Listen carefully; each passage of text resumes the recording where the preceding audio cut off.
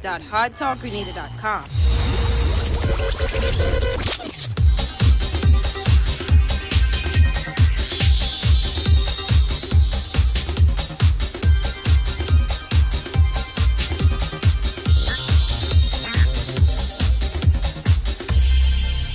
Stay up to date with all that's happening with the new national party, NNP.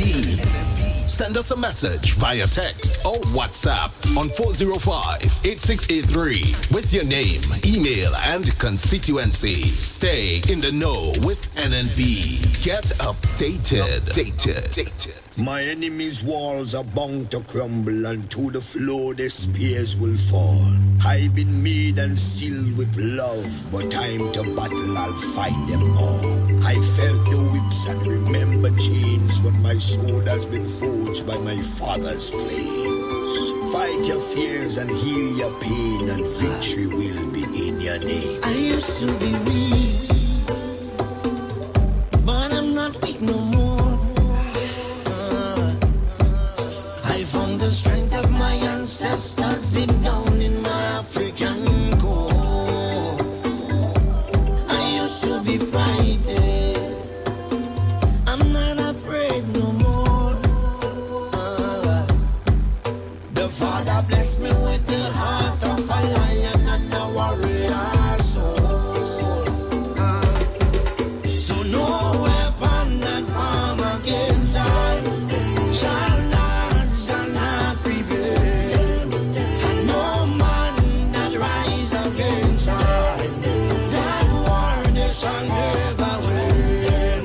'Cause I will conquer, oh I will conquer. Yes I will conquer them. Come on, let's conquer, oh I will conquer.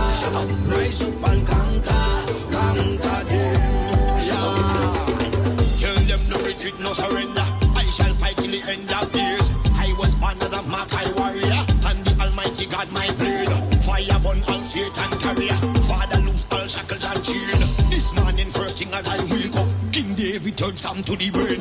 Don't let your courage go down, keep it up. And if your heart rip up and stitch it up, don't let your faith them fall, pick it up. When my cup was empty, God fill it up. Don't take the devil contract, rip it up. And if your bad mind people to commit it up, pass me the Congo drum and let me beat it up. God on my side, me no give it up. No weapon that form against I shall not prevail. And no man that rise against I, that war they shall never win. 'Cause I will conquer, oh I will conquer. Yes I will conquer them. Come on, let's conquer, oh I will conquer. Rise up and conquer them. Thank you, Father. I want to say thank you, Lord. You are everything, Father. Thank you. Father, you alone shall guide me. No man shall lead my path. In the wind I hear your quiet whispers, and you heal my broken heart. Even some of my friends turn enemies, and they pray for right to feel. And remember you gave us your only begotten son, but we gave him the wound of nails. Send down your warriors with the hello. They carry down to the end of days. No matter how the devil try trick me, unto you my soul I will give. Father, I know this time is coming. I can see the high tide raise. Without you there is no other. Could it be that we in myself? No weapon that form against I shall not prevail. And no man that rise against I, that war they shall never win. 'Cause I will conquer, oh I will conquer. Yes I will conquer them. Come on, let's conquer, oh I will conquer. Rise up and conquer them. I am a man. I am a champion. I am a warrior. So who are you to tell me that I cannot make? Who are you to tell me that I am not the greatest thing that God ever created? Good morning, good morning, good morning, Grenada Carriacou and P.T. Martinique. You're listening to Hard Talk Grenada. A very special good morning to those of you joining us on 97.5 City Sound FM, 89.5 CRFM, 92.9 Sister Al Radio, broadcasting from Hillsborough, Carriacou, 91.9 and 91.5 Real FM Radio, and 94.9 We Noise Radio out there in Brooklyn, New York. A very special good morning to those of you joining us on the live video, whether you're on Facebook, you're on YouTube, you're on Instagram, wherever you are. Good morning to you, and it is a pleasure being here with you this morning. It is a beautiful, beautiful, beautiful Friday morning in the Spice Isle. The week went by rather quickly, in my opinion.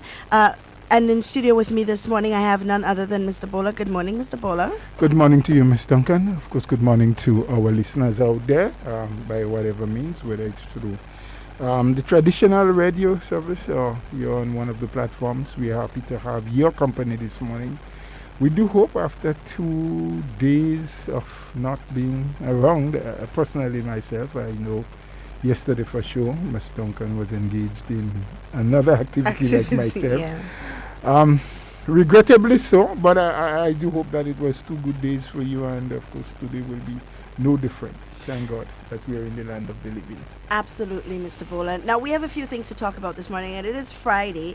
Since we haven't been here for the majority of the week, and of course we apologize for that. It was, Parliament on Wednesday. Wednesday, a few other things that we had to attend to beyond our control. So we apologize for not being here with you. But we do have now an opportunity where we can speak to the public. I think we need to open the lines today very early so people can share with us. But before we do that, there are 2 very specific things I want us to focus on today, Mr. Bowler, and that would be, as we discussed, that of the reopening of schools. We know that the Minister of Education made an announcement in the latter part of last month, was it July or June, that they were looking at school being reopened in September. The Government Information Service put out a press release yesterday or this morning in relation to that, and we're going to take some time to read that and share that with the general public. But also, Mr. Bowler, I want us to focus on the protocols. Now, the Ministry of Health has been appealing to people here in Grenada, and of course people who are coming into Grenada especially, to familiarize themselves with the protocols that guide them when they are coming in or when they expect to come in. And I want us to take some time, of course, today to go through those protocols, to familiarize ourselves with it, and to also provide information to the public where they may be doubtful in certain areas of what the protocols are when someone leaves a certain country and comes into Grenada. Because over the past few days, we've been hearing a lot of stories, a lot of different things, a lot of accusations, a lot of things flying around, and it leads me to believe that there are people who are still not very familiar with what the protocols are as it relates to coming into Grenada. And even when you arrive in Grenada, what those protocols are. So we are going to take a moment to go through those. I want to read firstly, though, that press release from the Ministry of Education as it relates to the reopening of schools, and it reads: the Ministry of Education, Human Resource Development, Religious Affairs and Information has indicated during the past few months that it has engaged stakeholders regarding the plan for the reopening of schools. The ministry previously stated that the plan for to reopen schools in the Michaelmas term in September 2020 using a blended approach to learning that incorporates e-learning, that is the online learning experience, and the classroom instruction. While there are challenges, this is still the current plan. The ministry will make an official statement to the nation on Tuesday, August the 18th, to provide further details on the reopening. We thank all stakeholders for their patience and continued support in these challenging times. So there you have it, a statement from the Ministry of Education as it relates to the reopening of school. And it seems like the plan, Mr. Bola, as it is, still remains that they want to reopen schools. They want to reintroduce the classroom experience, because over the past few months we have our children have been exposed to e-learning. They've had to sort of grasp it at a quick pace, because it was something that we really didn't expect to happen now, while plans were being made to introduce online learning, in a phased approach by the Ministry of Education. Nobody was really prepared anywhere in the world, really, for this to happen. So they're looking at now using a blended approach where... I wanted you, Ms. Duncan, to just take that statement and read it again one more time, just a little slower than you did the first time for... the press release. Yeah, the press release, sorry. Okay. Because there are some of our people who sometimes don't grasp it instantly. And So then let's... they say, well, we provided the information, but just do it a little slower this time. So that they can grasp They it. can grasp what All is being right. said. And it reads, the Ministry of Education, Human Resource Development, Religious Affairs and Information has indicated during the past few months that it has been engaging stakeholders regarding the plan to the reopening of schools, or for the reopening of schools. The ministry previously stated its plan to reopen schools for the Michaelmas term in September 2020 using a blended approach of learning that incorporates e-learning, which is the online learning experience, and classroom instruction. While there are challenges, this is still the current plan. The ministry will make an official statement to the nation on Tuesday, August the 18th, to provide further details on the reopening. We thank all stakeholders for their patience and continued support in these challenging times. Great.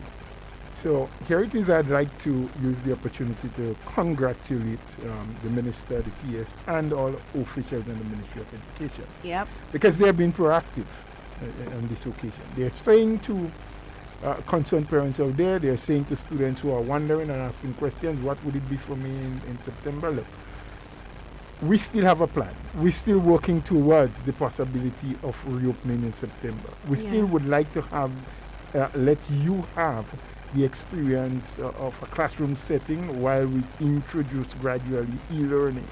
Yes?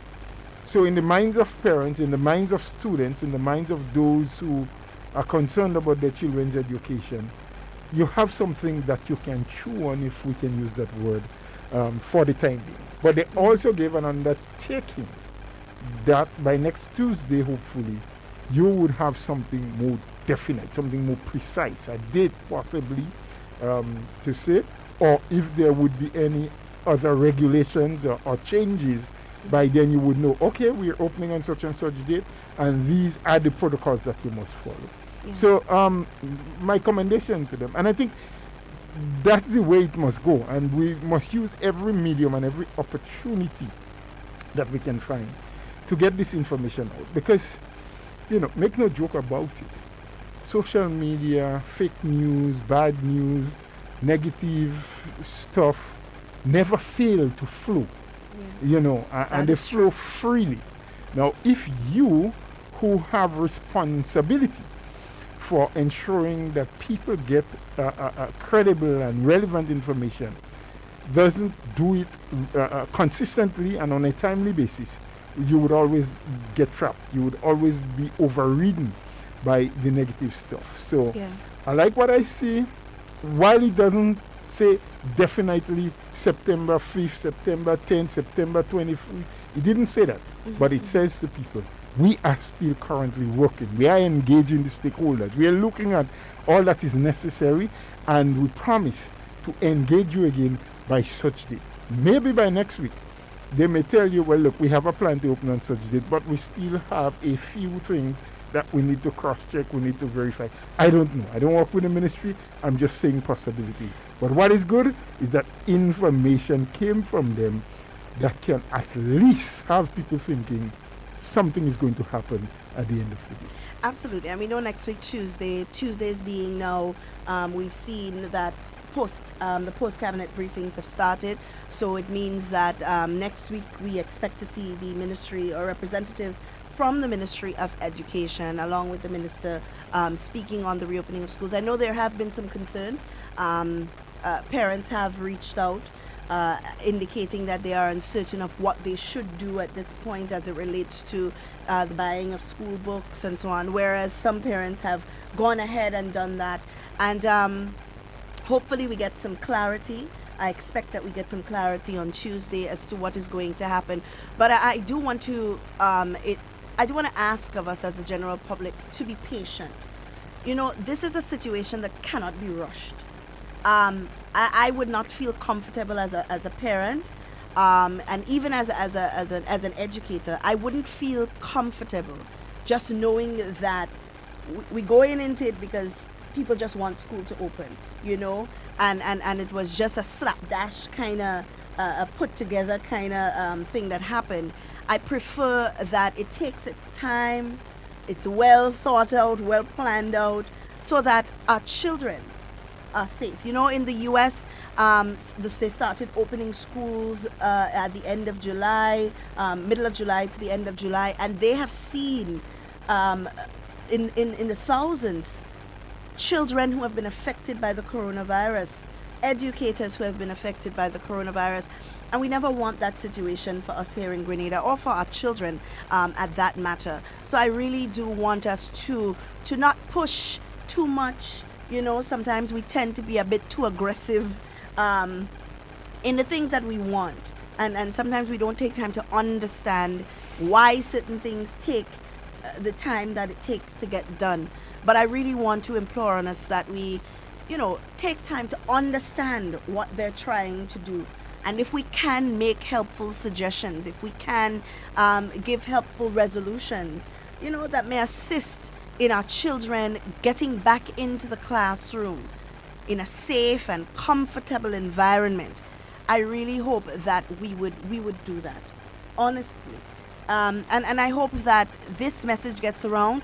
Those of you who have access to the press release, I believe GIS placed it on their page and so on. Those of you who have that kind of access, please share it around. Sometimes you see a lot of negative stuff going around quickly. You get it 6 and 7 and 8 times on your phone. But when it's time for clarity and positivity and these kind of things, you don't see it enough. Right? You don't see it at all. You don't see it enough or as prevalent as you would see the negative stuff. So please share it with others, so that educators, so that parents and so on can join in on Tuesday and listen to what is happening, you know, as it relates to the reopening of schools. And of course, now is probably that time when you sit your children down and have that conversation. You know, sometimes we wait for the education to come from the educators, and we don't understand that in some facets in life, at some point in life, we are all educators. Whether you are a parent, whether you are a teacher, an influential person in society, you are an educator. As long as you're providing information, factual, valid information, you are an educator, you know. So it's important for the parents to now start having that conversation with your children as it relates to the coronavirus. Don't just say, well, we don't have corona in Grenada again, so you know, nothing to be afraid of. Because that is the narrative that is being pushed now, you know. We ain't have no corona in Grenada, so it's whatever. But you have to start having that conversation on what you should do, why you should do it, how it should be done, what you should expect from others, you know, what your personal bubble should be, 6 feet apart. Nobody should invade your space, you know. Try to avoid sharing things with other people, whether it's your mask, whether it's your pens and your pencils and your bottles of water and all of these things. You have those kinds of conversations with them and make sure that they understand. It's not that you're scorning people, because you know it can be mistook for that, it can be misrepresented for that, but that you are considering your personal health and your personal safety as it relates to the coronavirus. It's time to start having that kind of conversation, Mr. Bola. Well, for those who have not yet had it with their children, but I would want to believe that as a nation, as a people, we have been clever enough, we have been astute enough to to have done that before. I think in some instances it's just a renewal, a reminder, a reinforcing of the points that you made before to your children. Recognizing that the situation that we are in now is different. It's not business as usual. It's not the case where, as a friendly people, where we can just hug and kiss and treat each other with the kind of greetings that we once did. Even the shaking of hands, it's something now that we don't longer want to encourage. We don't want to do it. Yeah. You keep bouncing people by the elbow and making them know we're still friends, we're still alive, but we need to keep our distance because that is what Corona expects of us. So a continuation of the conversation in most cases, and starting in cases where you've never done it before. It is essential, people. I mean, sometimes, the comfort zone that we lie in, because our people, our medical staff, our frontline workers, our policy makers, the COVID-19 team, and others who really pushed and worked and implemented certain policies very early in the days, did help us tremendously to overcome the cases that we have had thus far. We are very fortunate that there are no deaths that we can account for that was as a result of COVID locally. We have no one lying in hospital at this time. We believe from a medical standpoint that we are free of COVID in Grenada, but we are not free from the grips of the pandemic. And I recalled, Ms. Duncan, very early, in the early days, even before we had our first case in Grenada, we had a conversation here, and I did say at the time, and we went into some detailed discussion that we hope and pray that we never will. But even if we don't at all get a case, we will still be affected negatively so by the virus, because of the economic hardship and pressures that it will exude on our country as a small country, as a dependent economy, as an open economy, as they refer to. And we are starting to see, because in the eyes of the unsuspecting Grenadian, we thought that things were fine, even though the government has been saying, and they have been making utterances to the fact that over the last 4 or 5 months, since COVID has stepped in and we had to go on a nationwide lockdown and close our borders and limit the kind of economic activities that we was having, that has significantly affected the resources of government, in that they are now collecting far less. In some instances, we understand 50% or less, or what they expected, or from what they used to, using the previous months before COVID as a benchmark. Whatever it was it $10, 100,000, 2 million, whatever it was, that figure was. And I think the time is nigh on us now that the government should have the spokespersonal from the Ministry of Agriculture. Finance. Forgive me for that. The Ministry of Finance, who are in a position to tabulate, to make predictions, put in dollars and cents, and to show the Grenadian public. The minister probably can do it, the minister for finance. But I think it is better accepted when the public servants who are there, who I don't believe people can attach much ulterior motives to, must come now and say to our public. Because there are still people who believe that it can be business as usual. Because the government has been trying. They really have been, and we have to give credit to that, because they continue to pay the public servants at the same salary, and I hope that can continue, even though the effects of COVID and the economic hardship and downturn goes on for another 3 months, 5 months, 6 months, whatever time. I really, really do hope, because in this pressure situation, this situation where you have back to school, People still have the mortgages and whatever to pay. If they have to get a cut, like in some islands where it has been discussed, in some cases 20%, 15%, 25% cut. I hope Grenada doesn't have to. But we never know. I don't know. I don't know the government's purse, and it may probably reach to that at some point in time. But whatever it is, the time probably is upon us when the government officials should be now speaking out and telling people, this is the present situation. This is where we are. This is what our finances are like. Yeah. This is what we expect. I have heard that the government is considering, after the assessment is being done and they're reassessing again by the people in finance, that over the next 6 months, July to probably December, it is expected that there can be a shortfall or a drop in revenue collection of up to $181 million.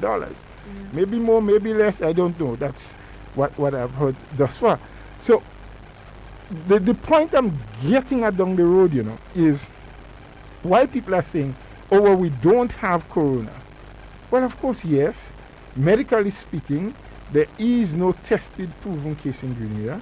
We know this thing is very fluid. It can come from anywhere. It can affect anybody at any time. It doesn't respect age. It doesn't respect color.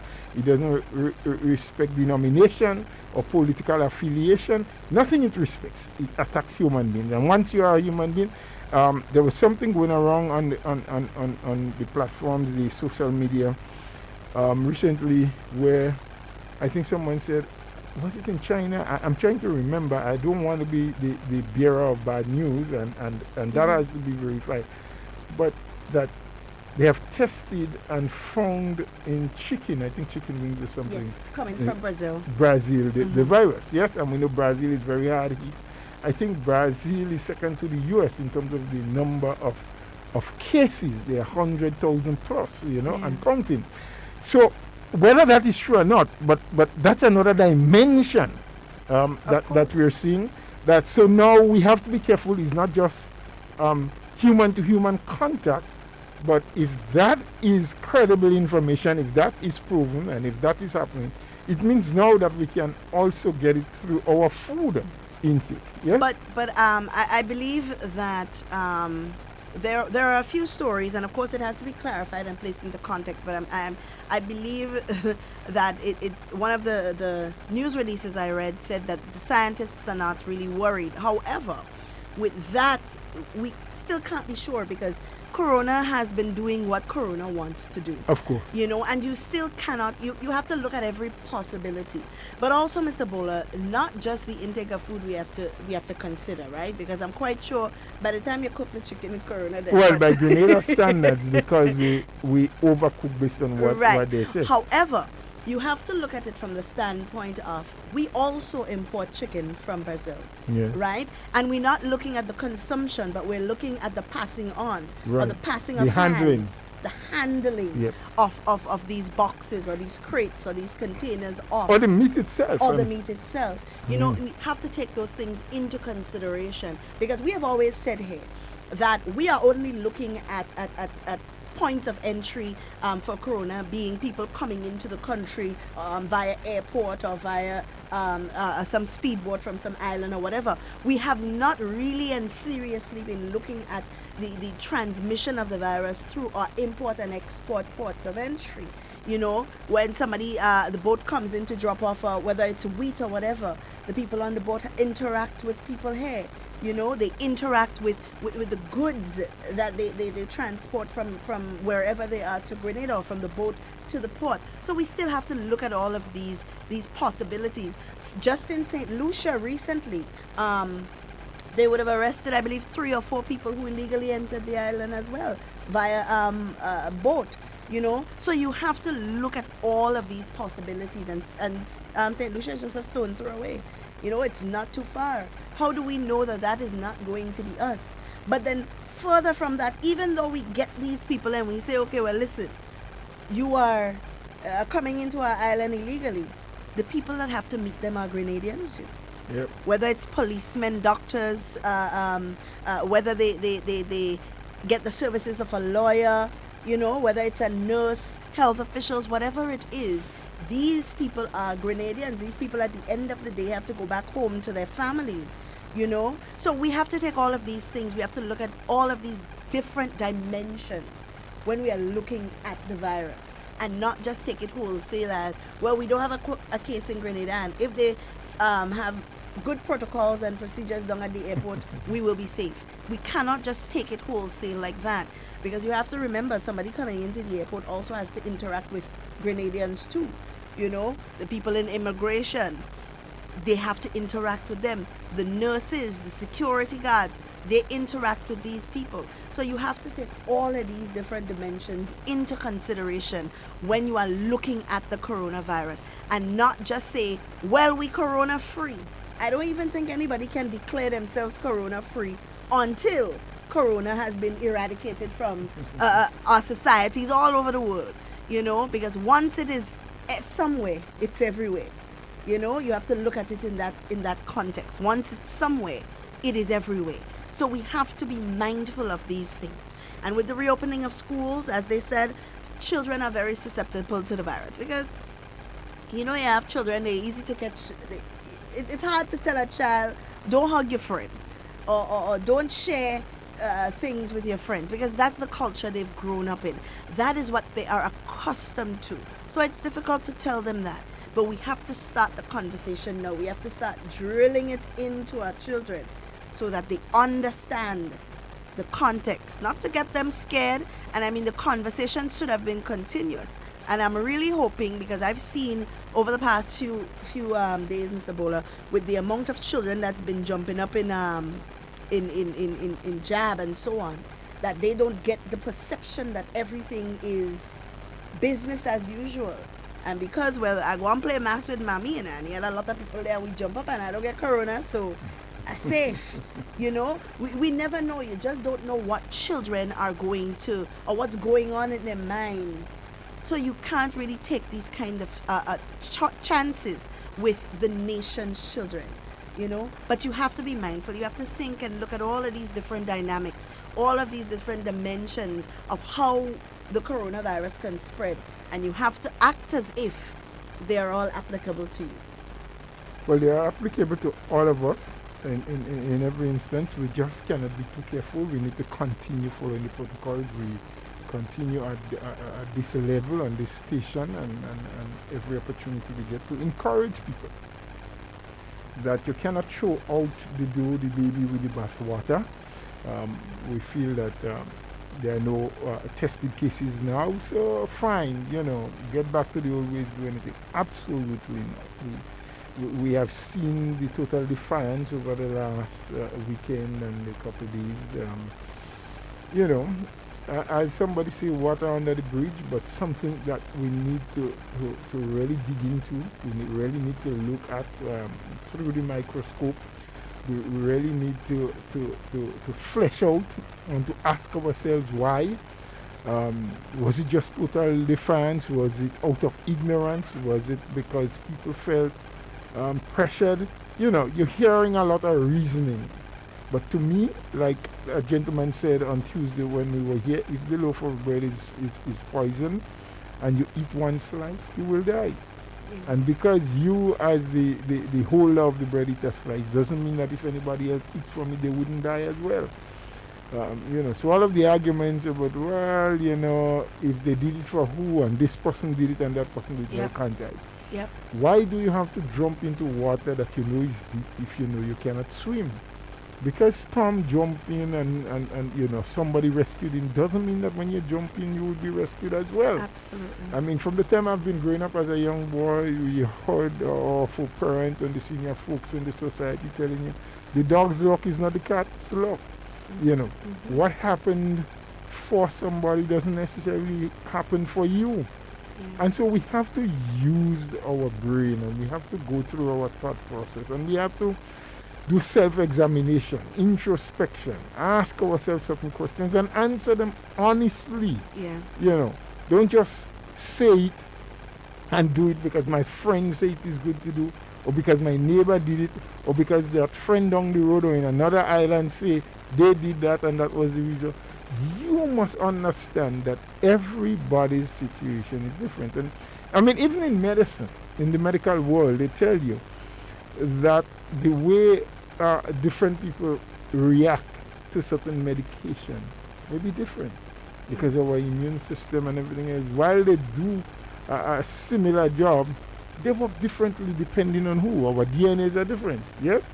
So let us as a people understand that we really and truly need to go through that thought process. And not because our friends say to do, or not because we have a colleague that is doing, that we must also do. You know, destiny is not in the hands of anybody else. It is our responsibility. What responsibility do you have for your life, for the safety of yourself and your family and your neighbor? And what responsibility do you have as a citizen of the country? You know, let's stop this politicking about who you like and who you dislike and who you can obey and who you can disobey. It doesn't bring value or make our lives better in any way. As a matter of fact, it has the potential, when we behave in that way, to destroy whatever good we have achieved and to bring greater division within our society. Absolutely, Mr. Bolo. Very well said. I don't even think I could have said it better, you know. But we do have to, and you're very right, do some introspection. And we don't do that often. We don't sit and, for our sakes, you know, when you introspect it, it's for you. You're taking yourself into consideration. We don't often do that. We don't say, I'm doing this because it is best for me.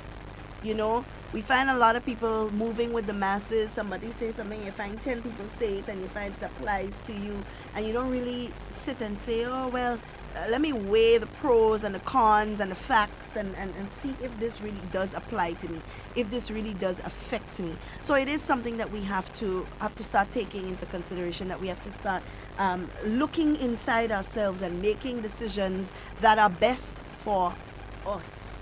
You know, I want to quickly, Mr. Bola, before we continue, just make a quick announcement. I don't want to wait until 11 o'clock to make it, so let me make it now. And it reads, the General Hospital lab will be closed off from midday today to facilitate the funeral of Miss Kimby Felix, who died tragically in a recent vehicular accident. Kimby was well-respected, or was a well-respected lab technician employed with the Ministry of Health. Meantime, all persons interested in collecting their PCR results can do so before 12 o'clock today. That would be the young lady that met in that accident. That accident, yes. In Westerhall, may her soul rest in peace. So people who have to collect their results, their PCR results, whether it's private entities or so on, they would do that before 12 o'clock. Now, with that being said, Mr. Bola, it's time for us to go into the protocols. I want us to just dive into it quickly so that people understand what the protocols are. And guys, the lines are open. The number to call is 440-7377 if you're calling locally. If you are in the diaspora and you want to give us a call, it's 347-329-3101. We also accept WhatsApp calls and WhatsApp messages at 440-7377 as well. Feel free to call and join in the conversation. Whether you want to appeal to the general public to let better judgment prevail, you want to give a word of advice, a word of encouragement, a word of support, whatever it may be, feel free to call and to do that. Right? We want to quickly go into the protocols because I don't think that a lot of people understand or familiar with what the protocols are when you enter Grenada or when you're considering entering Grenada. I know a lot of people were talking about the tracking. I know very early the Ministry of Health along with the Ministry of Tourism indicated that there would be a geofencing watch. What that is, it's basically a wristwatch or an armband that you wear that tracks your GPS location, right? And yesterday was what, Thursday? Wednesday. Yesterday was Thursday. Right, so Wednesday in Parliament, the minister responsible for tourism, Honorable Cyrus Modest, would have made mention that those watches are now on island, right? So we should expect distribution when necessary of those watches. But I want people to understand what the protocols are as it relates to, and the policies are as it relates to people coming into our country. So we still have the 3 levels: low, medium, and high risk countries. Low risk countries would be countries of the OECS, right? Now, people may say, oh, well, look, this country has a lot of cases, and it's in the OECS. What happens there? As we always say, and we will say time and time again, these regulations are not set in stone. These regulations will change, right? As the time changes. It must be flexible, because apparently Corona was an acrobat, because it's moving all over the place, bending and twisting and all kind of things. So you have to be mindful of that, and the government and the Ministry of Health, they are mindful of that. Well, So just to step in just a minute, Ms. Duncan. In terms of the categorization of the countries, and the protocols may vary slightly for each one, low, medium, high. What I think may happen is that if a country gets to a certain level, that country can be moved yes, from either being a low risk at the moment into a medium, or into a high, or yes, or a medium can then go down into a low, depending. So the how the virus behaves and the cases, because I think those cases they measure it for 100,000. 100,000 as well. Mhm. Okay, all right, great. Right, so we have the OECS countries, commercial airlines within the OECS countries. No test is required prior to entry, but there is a rapid test that is done upon arrival, or when you get to the airport here, a rapid test is done, right? If it is negative, then you would be permitted to enter the country, right? Now, and we'll go deeper down, but I just want to first identify who classifies under the different categories. For medium risk countries, we're looking at CARICOM countries and the United Kingdom and Canada. Those are countries that are considered medium risk. However, as we said before, if country starts getting more infection and the amount of cases rise per 100,000, then it can be moved from medium to high risk, or from low risk to medium risk. That is a possibility. So remember, the protocols are flexible to facilitate these kind of changes, right? And then we have the high risk countries that are countries that are the United States, right? I believe that parts of Eastern Europe is considered high risk as well, and Portugal. And I believe some parts of Latin America as well. With Brazil and those And cases so, should yes, fit in there are, as well. are also high risk, right? Now, when you are leaving your country, wherever it is you're coming from, you must complete and submit to the government of Grenada your health declaration form, right? Prior to entry, right? You must, that is something that you must fill out, you must submit so they know you're coming, right? Now, contact tracing. You are required to download the Government of Grenada's contact tracing app. Now, there are still a bit of reservations about the app.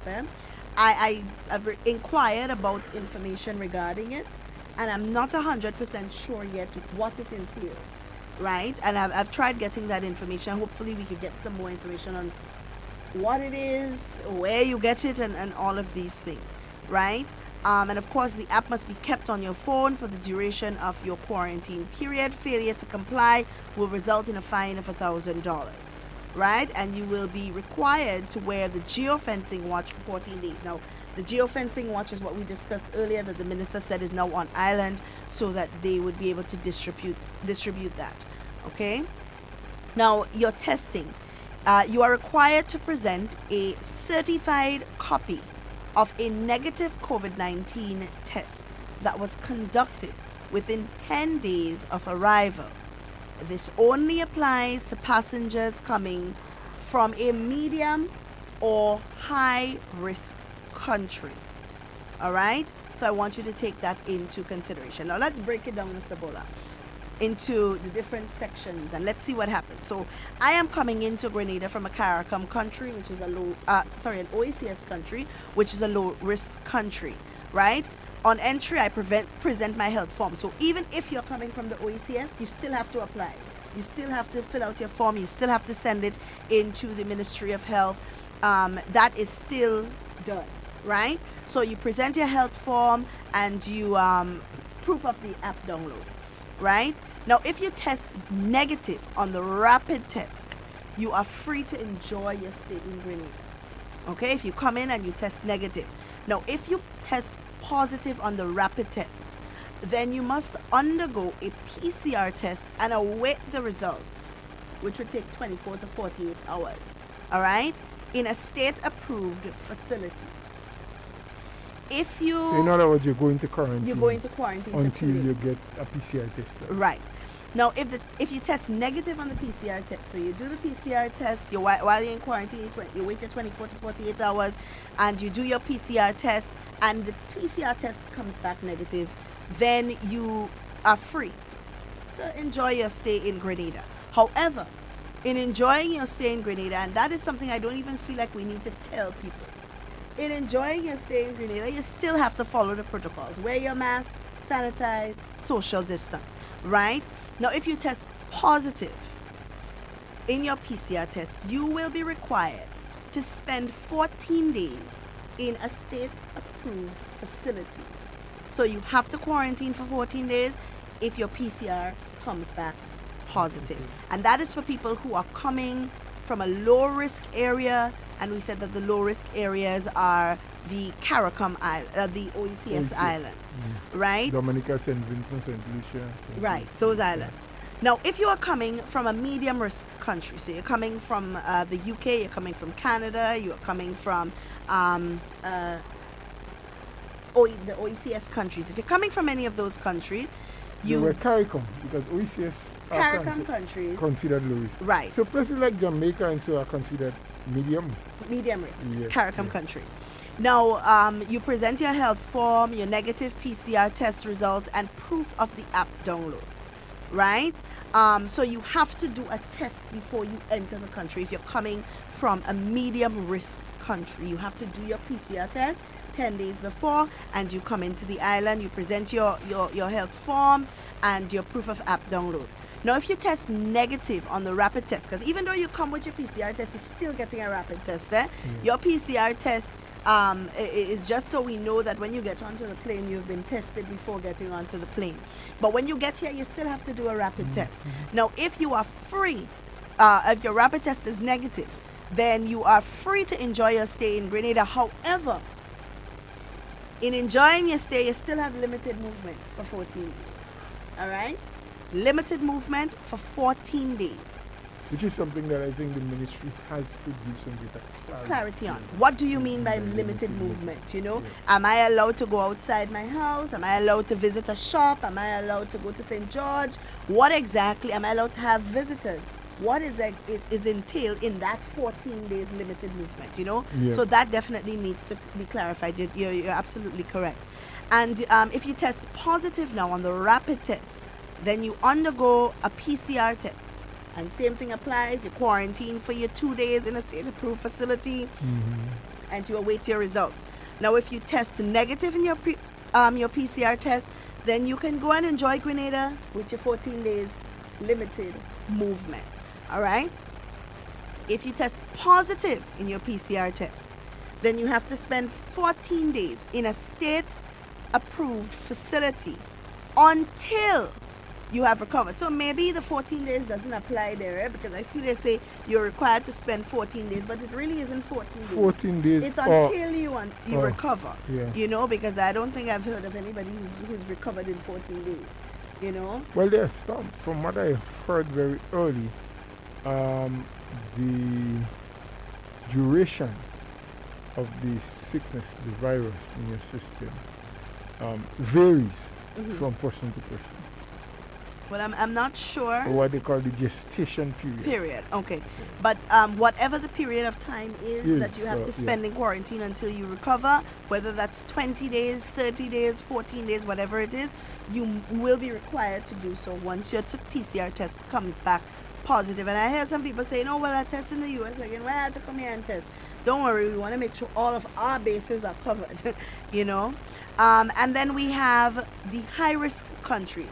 Countries that are considered high risk. We're speaking about countries like the United States of America, certain Eastern European countries, places like Portugal, Brazil. All of these places are considered high risk countries. Now, you present your health form, you present your negative PCR test results and proof of your app download. Whether you test negative or you test positive, you have to quarantine for a minimum of 14 days. If you test negative, then you know it's only 14 days you're spending in the quarantine. If you test positive, you will stay until you have recovered. And we know recovery is only determined based on 2 consecutive negative PCR tests after being tested positive. All right?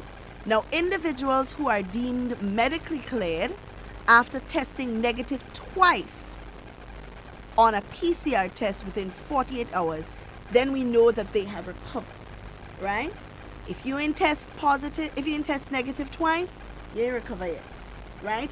But I want people to understand this. If you are coming from a high-risk country, whether it's the United States of America, the Eastern European countries, places like Portugal, places like Brazil, places with high infection. And maybe soon places like Spain and right. And Germany and those places, because they They are now have a seeing a resurgence. resurgence in those Yeah, areas. Australia as well. Yeah. You know, so these places, when you're coming from those high risk places, it does not matter what your PCR test says. You come in holding a negative PCR test, you come in with 50 negative PCR tests. It does not matter what your PCR test says. When you get here, you have to quarantine for 14 days. That is the protocol. So I hear people coming and they're saying, oh, I don't know why I have to quarantine because I test negative. And it's very important for you to familiarize yourself with these protocols. So when you come, you can't say, oh, well, I didn't know, or I didn't never know, or I didn't understand. Or familiarize yourself. It is in your best interest. So that when you come here, you ain't seeing trouble and you ain't stressing yourself out because you're wondering what you're supposed to do and so on. Right? Familiarize yourself with what you are expected to do when you come to Grenada.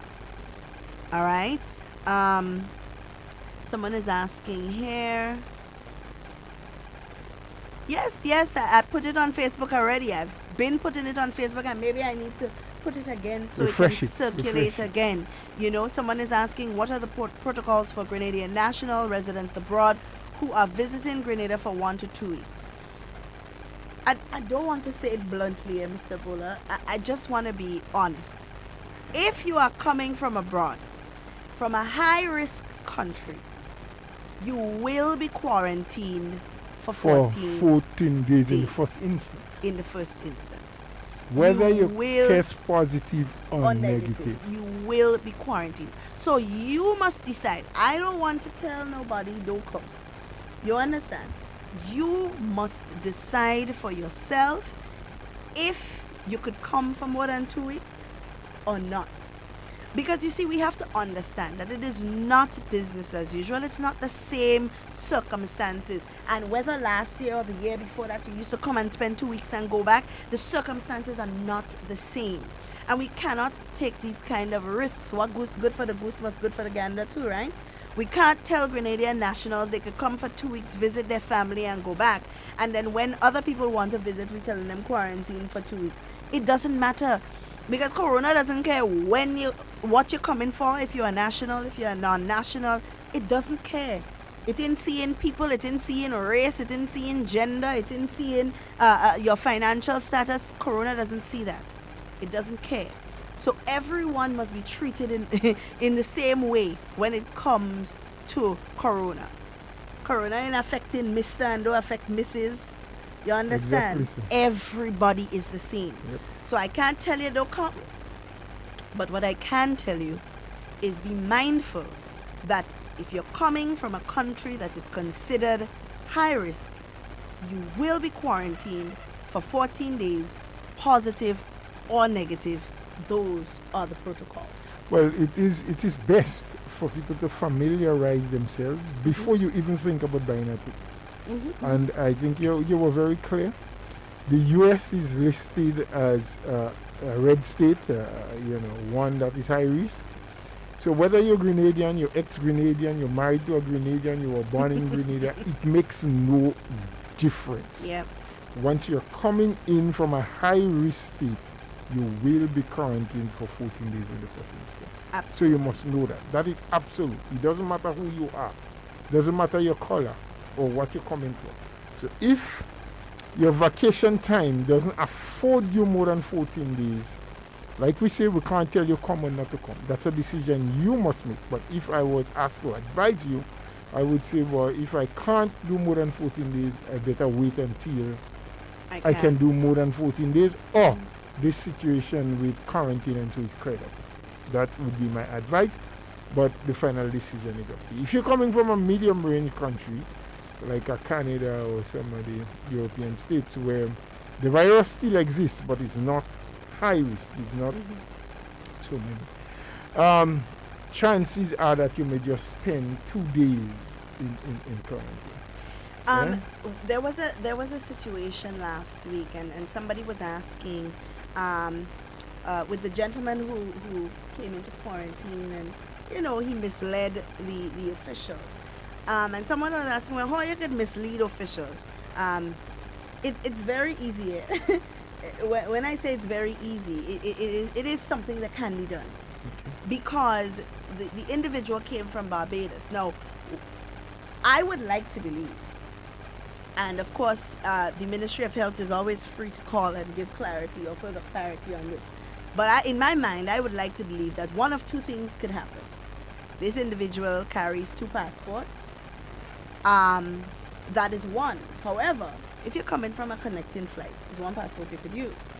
So my belief is that the individual came in from the UK, he went to Barbados, spent a day or 2, and then booked a flight from Barbados to Grenada. Now, if you're doing that, it is quite easy to get away, because I coming from Barbados, my flight says Barbados. That is what you're looking for, right? It's not a connecting flight. He's not. You understand? He wasn't in transit in Barbados or anything like that. So it is quite simple. So maybe what needs to happen now, and these things need to happen, Mr. Bola, because in order for the officials to really strengthen the protocols, we must experience certain things. Things that we may not have thought of, things that we may have missed, things that we may think might not happen. It needs to happen for us to see. So this is now an opportunity for the Ministry of Health, Ministry of Tourism, and immigration officers and so on to really strengthen that side of the protocol so that these instances do not occur again. Someone is saying, what about if a person books a hotel for the duration of their stay?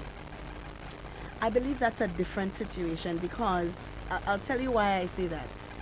I want to believe the minister spoke to hotels creating a package for their visitors. Now, if you are coming to visit family and you're coming from a high-risk area, the possibility of you seeing them is very slim, because you would be in quarantine for 14 days. Well, we had to be careful on that, Duncan, because I don't know that booking a hotel room will avoid your quarantine if you're coming from a high-risk country. No, it's not avoiding the quarantine, but I think what the person is asking is that the Grenadian nationals coming to visit Grenada, and if the person books a hotel for the duration of their stay, But that's what I need to clarify. Are you coming to visit family members, or are you coming on vacation just to enjoy maybe the beach or And what I'm saying is that I don't think it matters what you're coming to do. If you are coming from a high-risk country, based on the protocol, you must be quarantined in a government-approved facility for 14 days. right? Right. And maybe that's something we need to clarify I don't think there's any doubt about it in my mind. in your okay. Wrong, Mr. Bola, maybe you are, but in my mind, I don't think there's any doubt. I think the protocols are clear, absolutely clear. You're coming from a high-risk area, you have to quarantine You for have to 14 quarantine days. for 14 Right? days. Whether you have booked a hotel, and that's why I said, and we've said it before, familiarize yourself with the protocols even before you book a ticket. Before you make, yes, you can inquire what is hotel cost, how much it will cost me for 10 days in a hotel, all of those things. But do not go about and put down money with any definite date in mind until you familiarize yourself. And if you're not very clear, Absolutely. check with the Ministry of Health. Absolutely. Check with one of the official offices that the country have, a consulate and ambassador's office in your country, because it is not a nice thing. It won't be a nice thing for you coming from a high-risk country with the intent to spend 10 or 14 or 15 days in Grenada and be told when you get to the airport, hey, no deal, you have to Yeah. go to quarantine. So you must know what the protocols are. And like I say, it varies whether you're coming from a high risk, medium, or low risk country. And so familiarize yourself with that. Go up to the website, see which countries are considered by Grenada based on the on the assistance given to them by the WHO, and so in categorizing the countries. Because I don't think Grenada just picked a group of countries and say, oh, we consider you low risk or medium or high. No. They worked in collaboration with the WHO and CAFA. Yes? So go on to their sites, verify which countries are considered high risk or low risk, and then check what the protocols are for the country that you're coming from. If the country you're coming from is a low risk country, see what the protocols say. If it's a medium risk, see what the protocols say for that. If it's a high risk, so then you don't have this confusion that some people end up having. Now, the individual is asking, so why are hotels allowing individuals to book a stay? Well, that's easy to answer because we have people from all parts of the world coming in, So if somebody is coming from Barbados and they need to book a stay in any of the hotels in Grenada, because remember, when they come, once they test negative, then they are free to go. So they could book a stay in Radisson or in True Blue or wherever it is. When you have people coming from the medium risk countries as well who test negative, they have limited movement, but they still can book a hotel and stay in that hotel. So hotels are able to leave their things open to make reservations. We also have that stay-at-home program going on right now, Yep. where Grenadians are able to book to book rooms and make reservations to go to these hotels at a reduced price as well. So that's an easy question to answer. What we are saying to you is do your due diligence checks from wherever you are coming from and understand the protocols that apply to you. So if you are coming from, let's say, Miami, you don't want to book a hotel for 14 days because once you come, there are a list of government approved facilities. I believe True Blue Bay being one of them. That Captain Harris being another of them, and I don't want to call any hotel. Well, I that is think you not shouldn't there. because we're So not sure of there are all a of few. those. There are a few that are government approved facilities that you can spend your 14-day quarantine period in. So you want to make sure that you make a decision that is right for you, and that is why we are appealing to the people in the diaspora, visitors and Grenadian nationals alike, to familiarize yourself with the protocols. So when you get here, you don't say, oh, well, I didn't understand that it was that. If you need clarity, seek clarity, because it's going to be a sad thing for you to come from Miami and say, oh, well, I book a hotel, I book one of them hotels to stay my 14 days in, and that is where I'm going, It would be sad when you only have the opportunity to stay at a handful of hotels that have those quarantine facilities. So please familiarize yourself. Don't book a 14-day vacation to come and see family and friends if you know you're coming from a high-risk country. If you are unsure if your country is high risk, give the Ministry of Health a call, and you're supposed to fill out that health declaration form. There's a number there. Let them advise you so that you can make the best decision for you. And that's why I always say, and when Mr. Bola said introspection is important, don't go with what the masses tell you to do. Clarify. Don't even listen to what me and Mr. Bola say and take it wholeheartedly. Of course, listen to us, but verify. Yeah, but don't take it wholeheartedly. Verify with the Ministry of Health and make sure that you are making the best decision for you. You understand? Because your situation and somebody's situation might seem similar, but it's not the same. And what you might experience might be different from another person's experience. With that being said, Mr. Bola, I know you saw the video that was circulating. And if you haven't, now is a good time for me to explain it to you. Of an individual who was in quarantine and took a video showing a very disturbing section of a quarantine facility.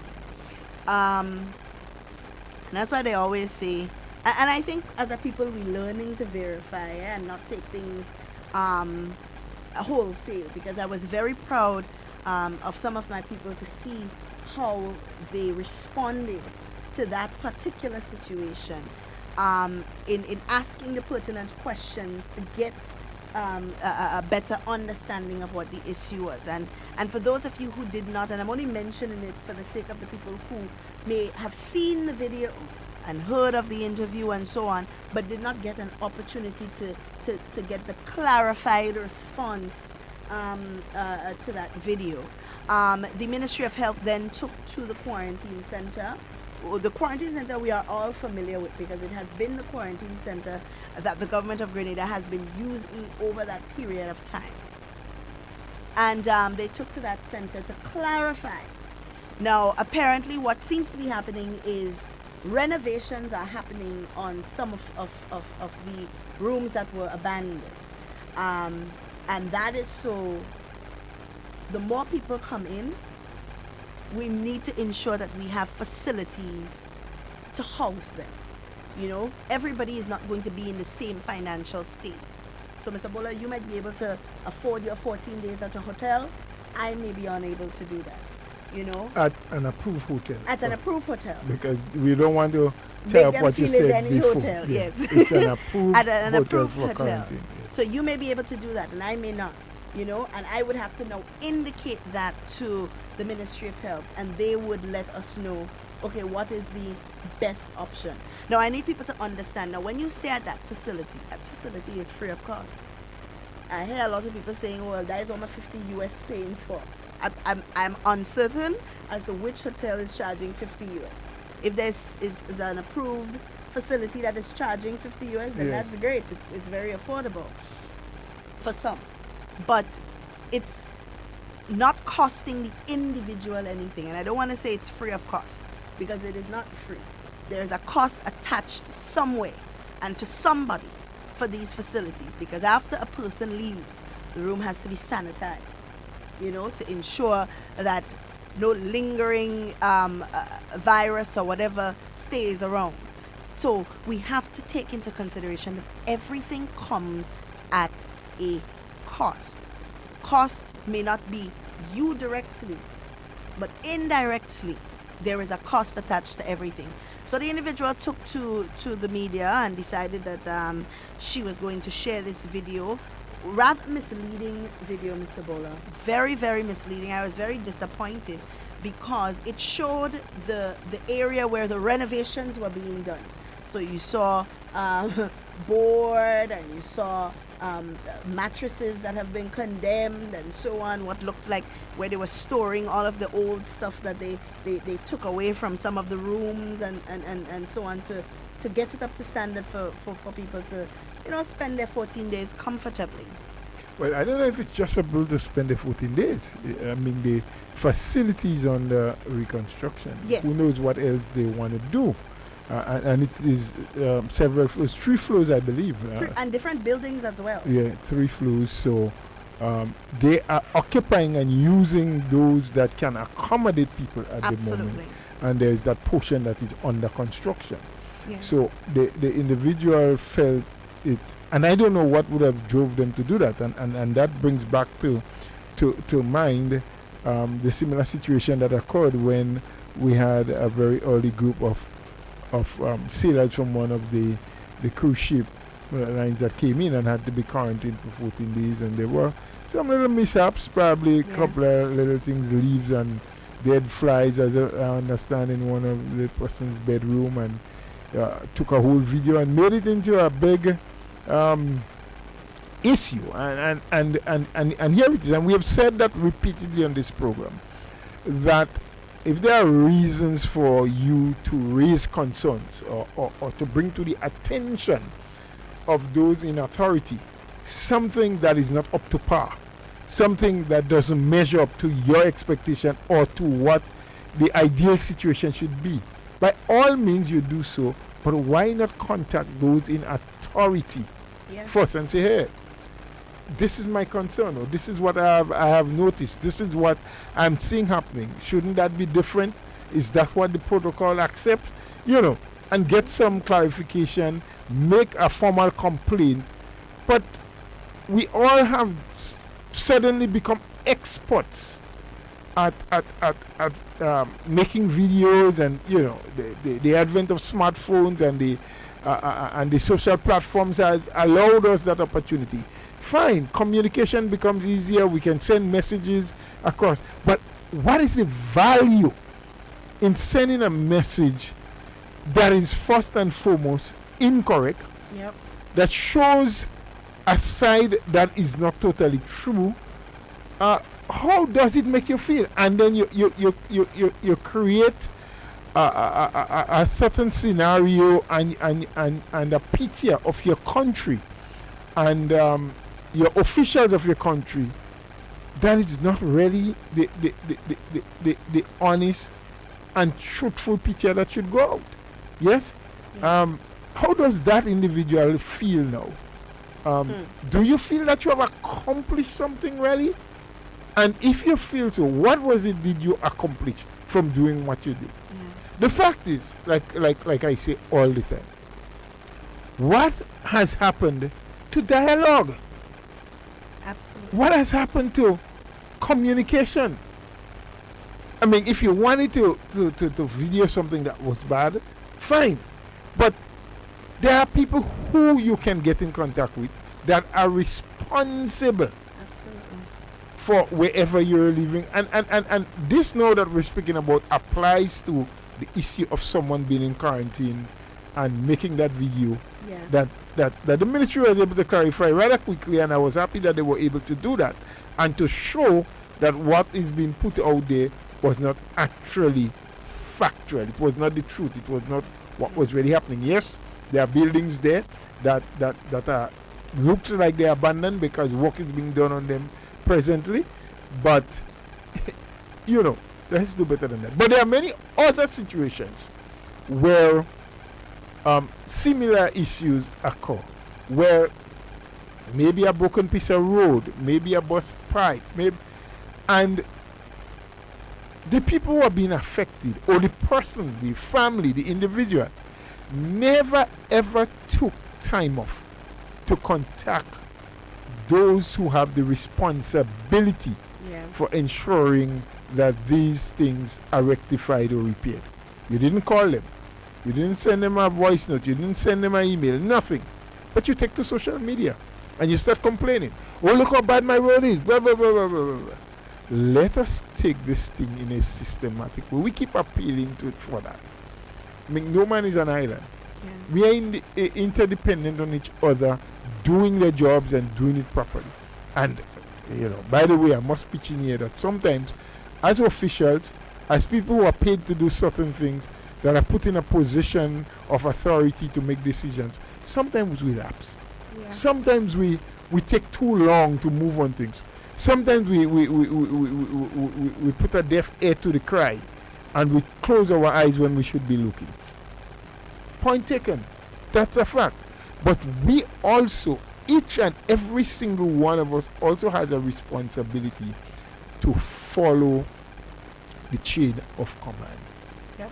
Go from point to point to the person that has immediate responsibility for your district, for your area, for your road, for whatever it is. Make a formal complaint. Record it that I did and I spoke to X person or Y person.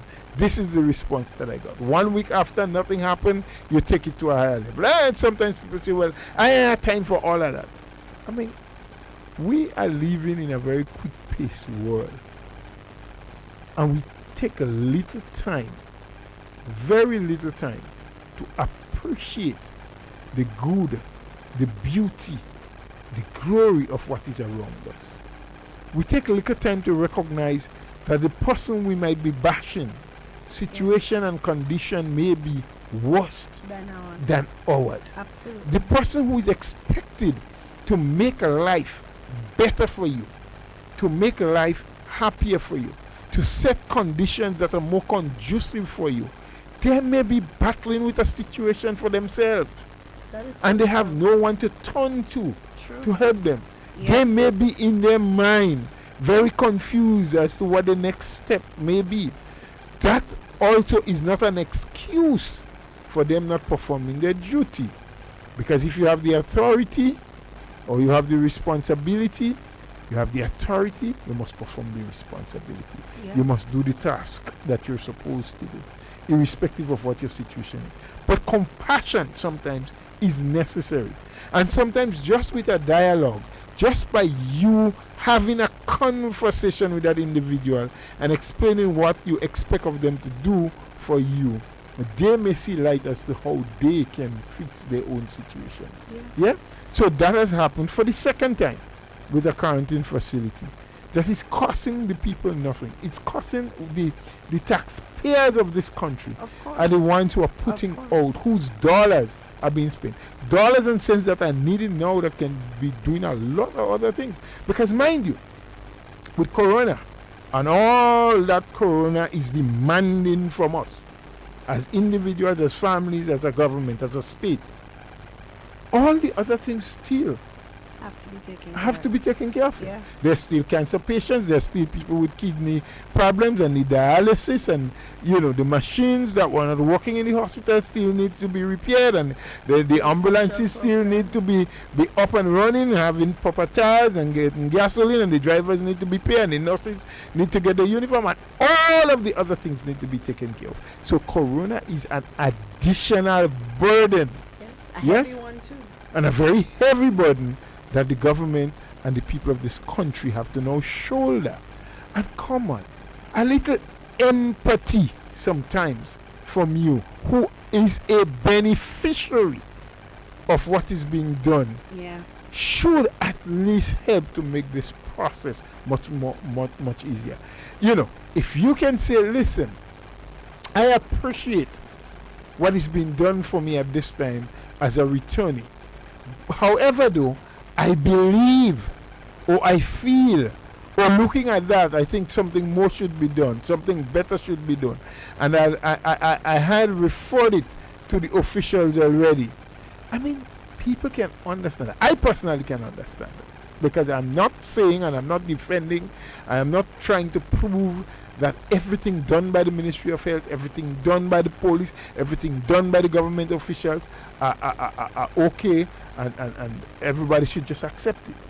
There's always room for improvement. If not on top, maybe on the side, maybe at the bottom. There's always room. There's always something we can do differently. There's always something that we can do better. There's always a suggestion that can make whatever we think is working good, can make it even better than it is. So don't fix it if it's not broken, but you can find ways of improving it, right? And your suggestion is valid. And so we can do those things. But when we are doing it out of malice, in my opinion, it hurts. It does. It hurts not just the officials and the government people, but it hurts us as Grenadian citizens who are open-armed, ready to welcome, even though we know that there is a level of danger and risk in welcoming our citizens back home. We are prepared to do it. So don't come here and pretend to us and make the world believe that we are not treating you proper. It is not right. It is not nice. It is disrespectful, and it is also ungrateful, in my opinion. So we need to do better Of than we are course. doing. And so I make the appeal out there. This may be a situation now with the facility for housing people, but there are so many other instances in life right Yeah. here in our everyday life and movement that we do very similar things. Let us take it one day at a time. Let us understand that the struggles of this country is one that all of us must go through. Yes, it may seem at times that some people are benefiting more or benefiting a greater slice of the pie than others. May appear so, and it may be actually true in some instances. But listen, let's sit down and count to 10. I oftentimes say that before we make some decisions. Count to 10 and ask ourselves, what I'm doing, would it bring financial benefit? Would it bring, is it legal and above board to do? Would it bring social benefit?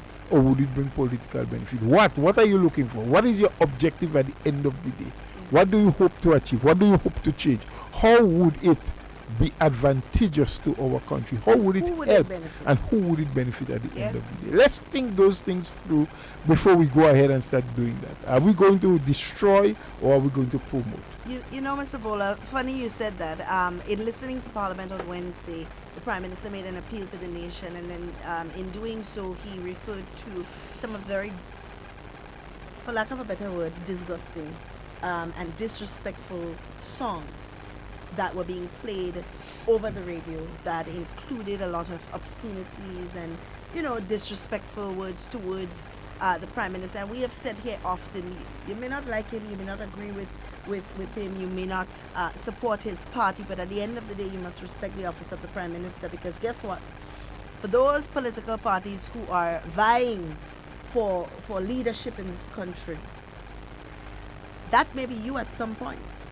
And if you don't stand up and tell your representative, your Followers, your your supporters, followers or your yeah. supporters that this is unacceptable, if you don't voice your concern, if because you feel, well, I go sit down and laugh about it because it is him, is Dr. Mitchell, so let we laugh, kiki kakaka. At the end of the day, you are vying for the same position that he is being disrespected in, and that may be you at some point. And then you would try to sit and say, oh, well, that is not right, or they should respect. But when you had to address it, you condoned it. And sometimes silence speaks so much louder than actually saying something. Yep. Silence speaks so much louder. So not saying anything about it can sometimes be misconstrued as you agreeing with what is happening. So for those who said it, and he stood in Parliament and he made a statement, he said, who you hurting, me? And he was absolutely correct. I mean, I see videos about it, they make song out of it, I see memes, all kind of things. Yeah. Just shows how quick our fingers are and how creative we are sometimes as a people.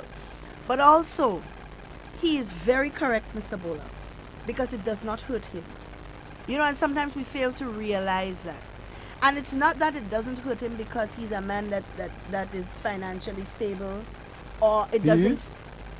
I didn't know. I mean, the fact that you're saying it, Well, I would presume that he's financially okay, stable. so you're being presumptuous Because there. a man like that who is saying that his increase in salary in last budget, when they proposed that ministers and so on must get an increase, and he said to the general public that he will not take one. Okay. I would assume that is to mean that there are people who need more than he does. So Well, he can people who afford need more than he to- does doesn't absolutely say that he's financially stable. stable. But I want to presume that he is. Maybe he At can this get stage by. in his life.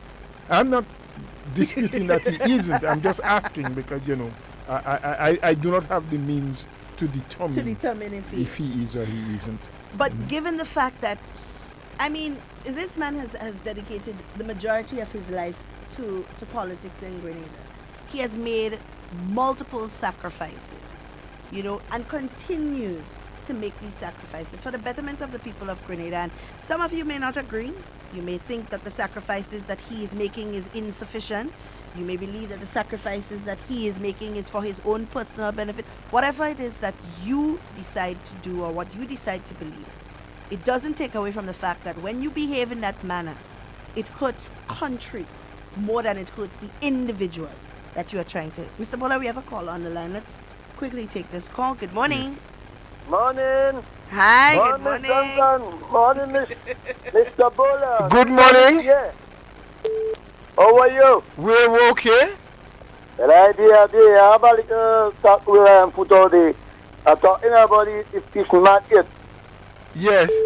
After you reach by the bus terminal on the top side, you have to set a whole table there. Yes. Go up right up at the fish market there. That's looking good. I love my country. From the fish I not market like the going people to it. okay, but I love my country. Anytime I pass, I see something not looking good, it hurt my heart. Okay.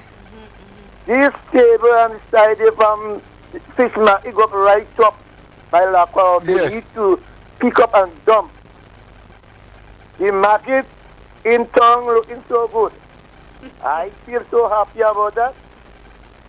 But by the fish market up there, they're looking good. All right. All right. For a beautiful country like Grenada, that's looking good there. And right by the road. Yeah. Yeah. So I'm calling on the ministry to do something to that. Get a truck and take on all them old table there and dump them. Right. All right. Yeah, and another thing now, the other thing is my problem now. I went on the road Sunday. And when I coming back down, a guy meet me and said, no, I don't get a lick. I don't get a lick. Yes. Now we will put an audio. I don't want to smell like a maybe. Well, what you I getting didn't licks have for? advice to me to tell him what I had to tell him. What you getting licks for? What you do wrong again? Eh? What you do wrong again? You getting licks? Yeah, man. So they are listening, and I see the market looking all right, man, looking great. All right. The work is being Yeah, the done. government by the fish market a bit. What I feel the government do, pitch the whole side of the work there Yes. and build some roots, wild roots, Okay. so people will able to sell. This kind of boat thing, I don't like to see that. Making it look nasty and like a Drake house and nothing. I don't like to see that. I want to see my country good and sweet. Yes. When tourists come and they must feel happy about that. All right. All This right. thing not looking good for when people come in and they see that they don't looking good. So I call on the ministry to do something to that. Okay, that is my thing. So All you right. take care. All right, Great. thank you. Mr. Bola, as he mentioned that, it's a good time to mention that the markets, the refurbishment of the market is costing the state $4.6 million That is to do all of the work. to do all of the work. But they're not doing all of that before they bring the people back. I don't think. I'm not 100% sure, but I know that the majority of the work has already been completed in terms of That is the the retiling tiling and and yes, the and painting and the and repair of the toilets and right, those things, and those things. Those are they said sometime last week about 50% complete in one of the buildings, and 100% of the tiling in the other building has been completed, and it's so on. And I would like to see, because he is correct. It is not very appeasing to the eyes to look at. And also, if it's not done properly, it obstructs traffic and movement of vehicles and so on when people are there buying and so on. Maybe it does call for them to be moved to the market. It's a possibility. Or, as he said, to restructure the area, put up some nice booths, as what we have in that place in Grand Anse, Yeah. that Spice Shop. Or Spice Market, where they have those nice little booths and so on. Put that up for them too. That's an option if the people want to stay in that area. We have another caller on the line. Good morning, Mr. Duncan. Hi, good morning. Mr. Bola. Hi, morning. Mr. Bola and Mr. Duncan, I want to congratulate the police force for demonstrating the high level of wisdom. Because, some people want to jab on the road. There will be a confrontation with the police and the jab. So I want to congratulate the police force for demonstrating a high level of wisdom. And Ms. Bola, people must never forget. Alright? Must never forget. In the 1980s, when you look at the rural area, few people had quarantine in their home. Yes. But who are the two persons that electrified the rural area. Dr. Mitchell, when he was Minister of Works, and Gregory Bowen, when he was the General Manager of Grand Lake. Right? We must never forget the good things that people done. No man is perfect. We made mistakes. Right? So we always got to remember the good that someone done for us.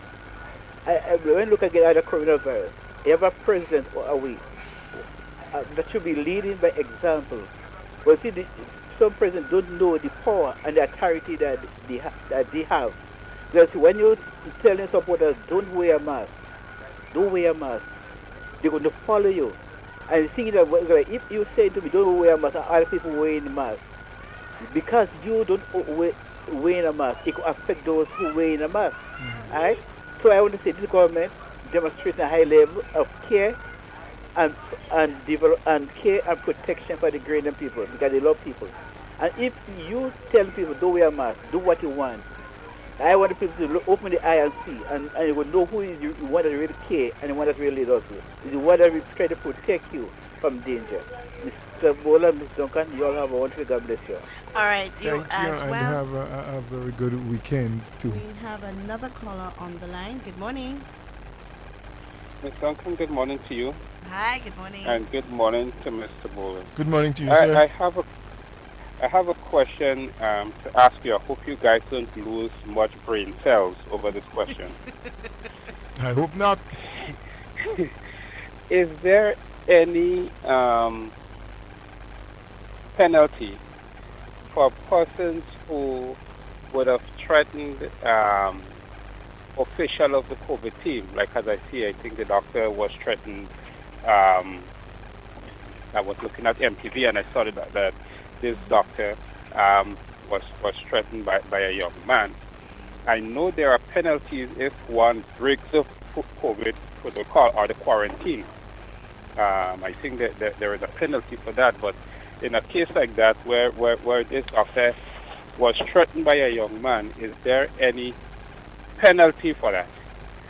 That's one. And two, I understand that where the person was quarantined in the government facility, which I think the video was stupid, just blank stupid. I mean, come on, because you're getting something for free and you go running your mouth. However, I don't know if they have a side, maybe construction zone or no trespassing at a particular corner of place, because if they don't have, I think they should put it, because they have some kind of people that, I don't know, maybe they're missing some screws or something, and before you know it, they put up a video, and that's what the government putting up, and all kind of thing, and sometimes where they're sleeping is worse than that. I don't know. You know, but just to say, people must be grateful. As all people say, ungratefulness is worse than nowhere, you know? And I thought that was very disrespectful for this video to go out. And also, I would really like to know, is there a charge? Could the police charge this guy who threatened the doctor? I think it's several. I can't remember his name. I can't remember the doctor's name.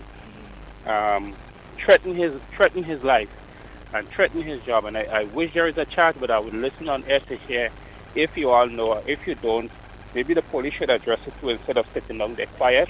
Let us know what's going on. So have a great weekend. All right, thank you for your concerns. Yes, as I would have attributed to earlier on, the whole issue of not being grateful, and you know, what is the motive? What do you hope to achieve from doing those things? I think the callers are along those lines and very correct. I mean, we don't have to be satisfied with everything that we get, and we don't have to accept, like I say, everything that we get. But there's a protocol that you go through. Your things are not the way you expected it, or you believe you deserve better than what you're getting. There's a channel that you can go to. Just putting out a blank video, you know, and those who probably encouraged her. What do you hope to achieve at the end of the day? Make your country look bad, make the government look bad, make people believe that the government don't care about humanity and the people and how they deal with it. As to the first question, I believe somewhere in our law books, the is threatening language is something that the police can charge someone for. If someone uses threatening language to you, and it can be proven, because it's like you're saying I can and I will, and especially to threaten someone to take their life. I think that whether the police will charge in that instance or not, I'm not sure, because one of the other things that I think need to happen in that case, if it was a personal confrontation one with another, or a personal conversation, I think the person to whom the threat was made should go in to make a formal complaint, a formal report to the police. They'll take a statement. Hello, and good then morning. take the investigation from there. So We have a caller on the line. Hello, good morning. Good morning, Ms. Duncan. Good morning, Mr. Bola. good How morning. are you? I'm very well for the time being, my dear. I just want to talk about something I've been observing. I've been observing a level of disrespect taking place in this country, and it brings me back to the pre-revolutionary time when a level of disrespect was being shown. And you know, what is sad is that we all know what happened to the people that was trying to, disrespect that prime minister during that time. Now, a lot of people who saying that they hate Dr. Mitchell, when you ask them why you hate him, what has he done to you? He has not done. Some of them have never met him, but it's what they are hearing. And it's a sad thing when we hate people because of what we hear somebody say about them. The person has never done anything to you, And I would go any day with a government who is trying to protect my life, protect me from catching some disease, than for people who are trying to do the opposite. Because when you look at it, if a government is going to go to the length to try to protect you, then you should see it as a good government. If you instead you're going to decide that you're going to go for somebody that doesn't care about you, but because of politics will tell you to disobey and to do something that they know is going to may cause you harm or may cause other persons death, then you do not care about yourself. And if you do not care about yourself, then you cannot care about other people. But we have to be careful. People have to be careful. You cannot, because you hear somebody say something about somebody, decide that you're going to hate them. We have to stop drinking bush for other people's fever. And the people that are pushing you to do it, they have the agenda. They have the agenda. So young people that are following these people, be careful. And the people that are encouraging the disrespect, remember and look at what you are bringing up. You are trying to introduce this disrespect, and in the end, you're going to end up with a society of disrespectful young people who are going to mature into a society of disrespectful adults. Yep. Be careful, the table could turn any time. So I just want to say that to the people who are out there, because I know that some of them are listening, be careful of what you're trying to portray. The reason we have NNP today is because of the failed revolution. And the reason we have NNP today is because of the failed NDC program. And these are the same people that are trying to push you to disrespect. And they're always condemning. If they could have done better, they would have been in office. We had NDC twice, and we didn't get anything from them. The second time we had them, all they did was fight in Parliament. And these are the people that are coming today and asking you to disrespect because they have to condemn this and they have to condemn that. People, be careful. Know your history and think. Have a good weekend, and may God walk with you all. Bye. Thank you. Right, We wish you the same too. May God walk with you always. And we thank you for your contribution. It is necessary sometimes to listen to people on the outside, and people share their views. We are seeing that level of disrespect. It's something we spoke about. I think we had brought Ken Roy on scene one time, speaking about your better self. Trying to always aim to achieve more, be a better person. Achieve greater things, and it does not come. The recognition you get from being disrespectful, it can't last. It don't stay around for any length of time. But people always will remember you when you are very respectable, when you can forgive and forget, when you can show people the correct way in which they should do things. And I know, without the shadow of a doubt, I mean, I do not know Dr. Mitchell better than a lot of people. He's more than everybody else. But I think I know him well enough to know that whatever he spoke about in Parliament, he doesn't hate anybody for that. He was just pointing out, what has happened and how we are being led astray by doing those things. I don't believe that Dr. Mitchell is too concerned about whether you call him Mr. Honorable or not. I don't think he's too concerned about it. Yeah. One expects that the people, all of us, would respect the office that he holds and show respect to it, whether it's him or any other person that is in that office. But we ought to think much deeper. We ought to do critical thinking, like I said earlier on in the beginning of the program. We ought to introspect at times, and don't just stretch both hands out and allow people to blindfold us and just lead us down a path. We need to open our eyes. We need to use our brains. We need to ask questions. We need to ask the why. And when you have me destroy what I have now, what are you going to replace it with? And not just what you would replace it with, because that can come with a lot of promises. But how would you replace it? How would you achieve it? What are the things you will have to do, or I will have to do, or our country will have to go through for you to achieve what you're planning to achieve? Because it's not a walk in the park. Leadership is not just about sitting there and making decisions, or riding in a van, or having bodyguards. It's far more than that. It's a lot of thought process you have to go through. It's making a decision to satisfy an entire population. Never was, never is, never will be an easy thing. And then you have to be prepared at all times that there will be some sectors of the society that will criticize. But you have to live with it, you have to do it, and I think thus far this administration is doing a fairly reasonable job. They have had their shortcomings, they have had their mistakes, but they're quick to accept and to make amends for where they went wrong, and one very recent example is when they were going forward with a bill that is meant to protect and safeguard our people and our lives from the pandemic, and people were up in arms and saying, look, we don't know much about it, we feel that you're infringing on our rights. And they said, okay, let's hold back, let's have the dialogue, let's have the consultation. Maybe we erred on the side of not having sufficient consultation, but they listen.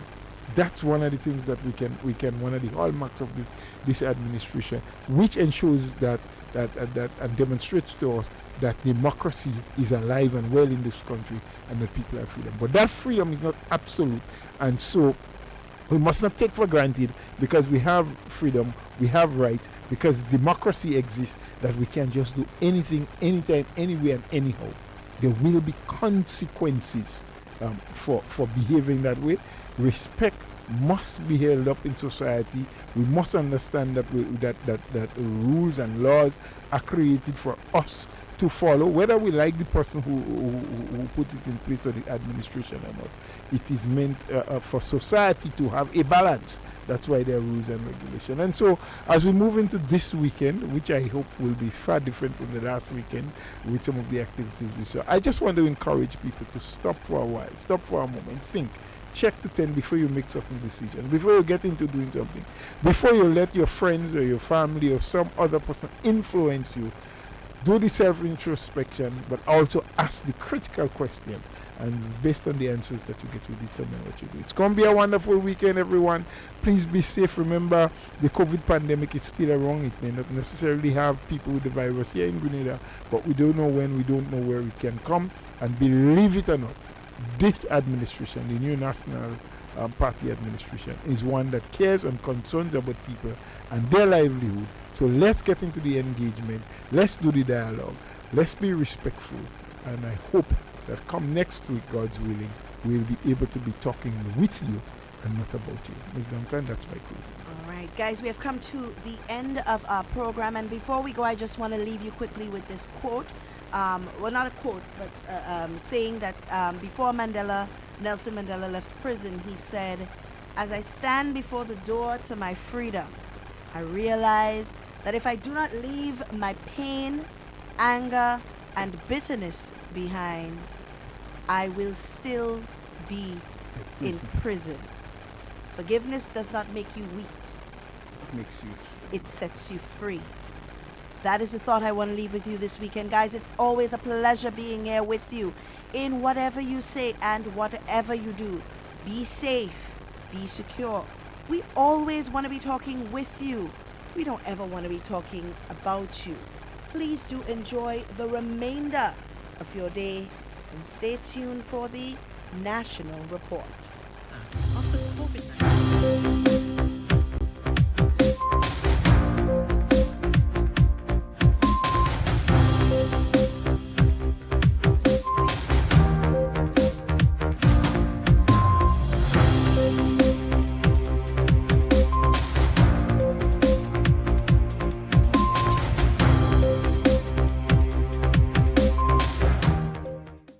Work progressing on $4.6 million upgrade of St. George's Market.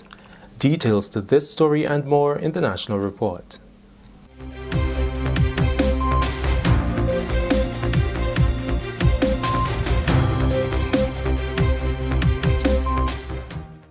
Welcome back. With the details to the news for Thursday, August 13th, 2020, I'm Delroy Louison. Upgrade of the St. George's Market by the Grenada government under a $4.6 million investment project is nearing completion. The cost is now $3.5 million more than the $1.5 million that was budgeted in the 2020 estimates of revenue and expenditure. During an exclusive interview with GIS, Mrs. Marina Jessamy, Permanent Secretary with responsibility for infrastructure development and implementation, said the investment took into consideration all the modifications in line with COVID-19 protocols. The structure and functions of the market will be brought to a standard that will allow for efficient management and execution of authorized business activities. We must come to consensus what can happen and what cannot happen in the market, and we will work together with the Vendors Association, but we will enhance the operational management. We will also look at the management team to enhance and strengthen and support them as well. And also I must say that with this project, while in the 2020 estimates of revenue and expenditure, we had an allocation of $1.5 million for the market. With all the work that we're doing there, we now have an approximate expenditure of $6 million. So this is not a cheap project, it's an investment. And so we must make sure that vendors and all citizens alike who use the market can get return on their investment. And that is the mission we will take to make sure that we give residents, vendors, all the stakeholders of the stakeholders of the market, that they will be able to benefit from this investment. Mrs. Jessamy says best practices will be observed to allow for proper sanitization and safety of all. When you compare the two markets, that is Grenville Market and St. George's Market, you would see that Grenville Market has far more structures in place, and that is why it is easier to manage. But because it's a new market, and when it was open, we have vending agreements. We don't have these things in place for St. George's Market. At this point, we would have worked with the market management as a ministry for all vendors to complete a form, which is an application to resume vending at the St. George's Market. And I must say that that process gives us a lot of data about the vendors, the type of license they have. General Manager of the Grenville Market, Hudson Codrington, says an efficient structure is key to having the operations of the market executed in the interests of all concerned. One of the things that has really helped us is that we have a contractual agreement, basically a license agreement that vendors have to sign every year. And in that license agreement is written what they're allowed to sell, what they're not allowed to sell, etc. That system does need a little bit of strengthening, but at least we have it in place, and that it really helps a lot. If you don't have any system at all, then you have nothing to fall back on. But we could do a little bit of tweaking of it. I mean, as with anything in life, but that helps a lot. It does. The work on the St. George's Market includes tiling the floors and booths in buildings 1 and 2, replacing damaged grills and installing a sink outside building 1, as well as cleaning the roof and louvers. National Security Minister Dr. The Right Honorable Keith Mitchell met with senior officers of the Royal Grenada Police Force on Thursday to deliberate on pertinent issues relating to strengthening the operations of the RGPF. The meeting, which was held at the National Stadium, forms part of the Prime Minister's vision for improving the standards of the force and ensuring that every officer is a true representation of that vision.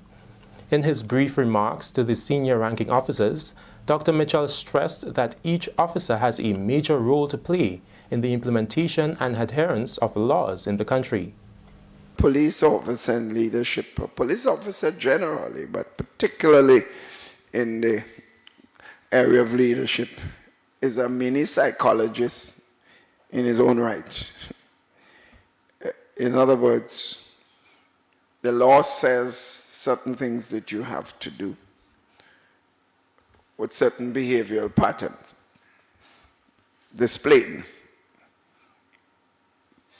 But the implementation of that law, of that, has to deal with the individual.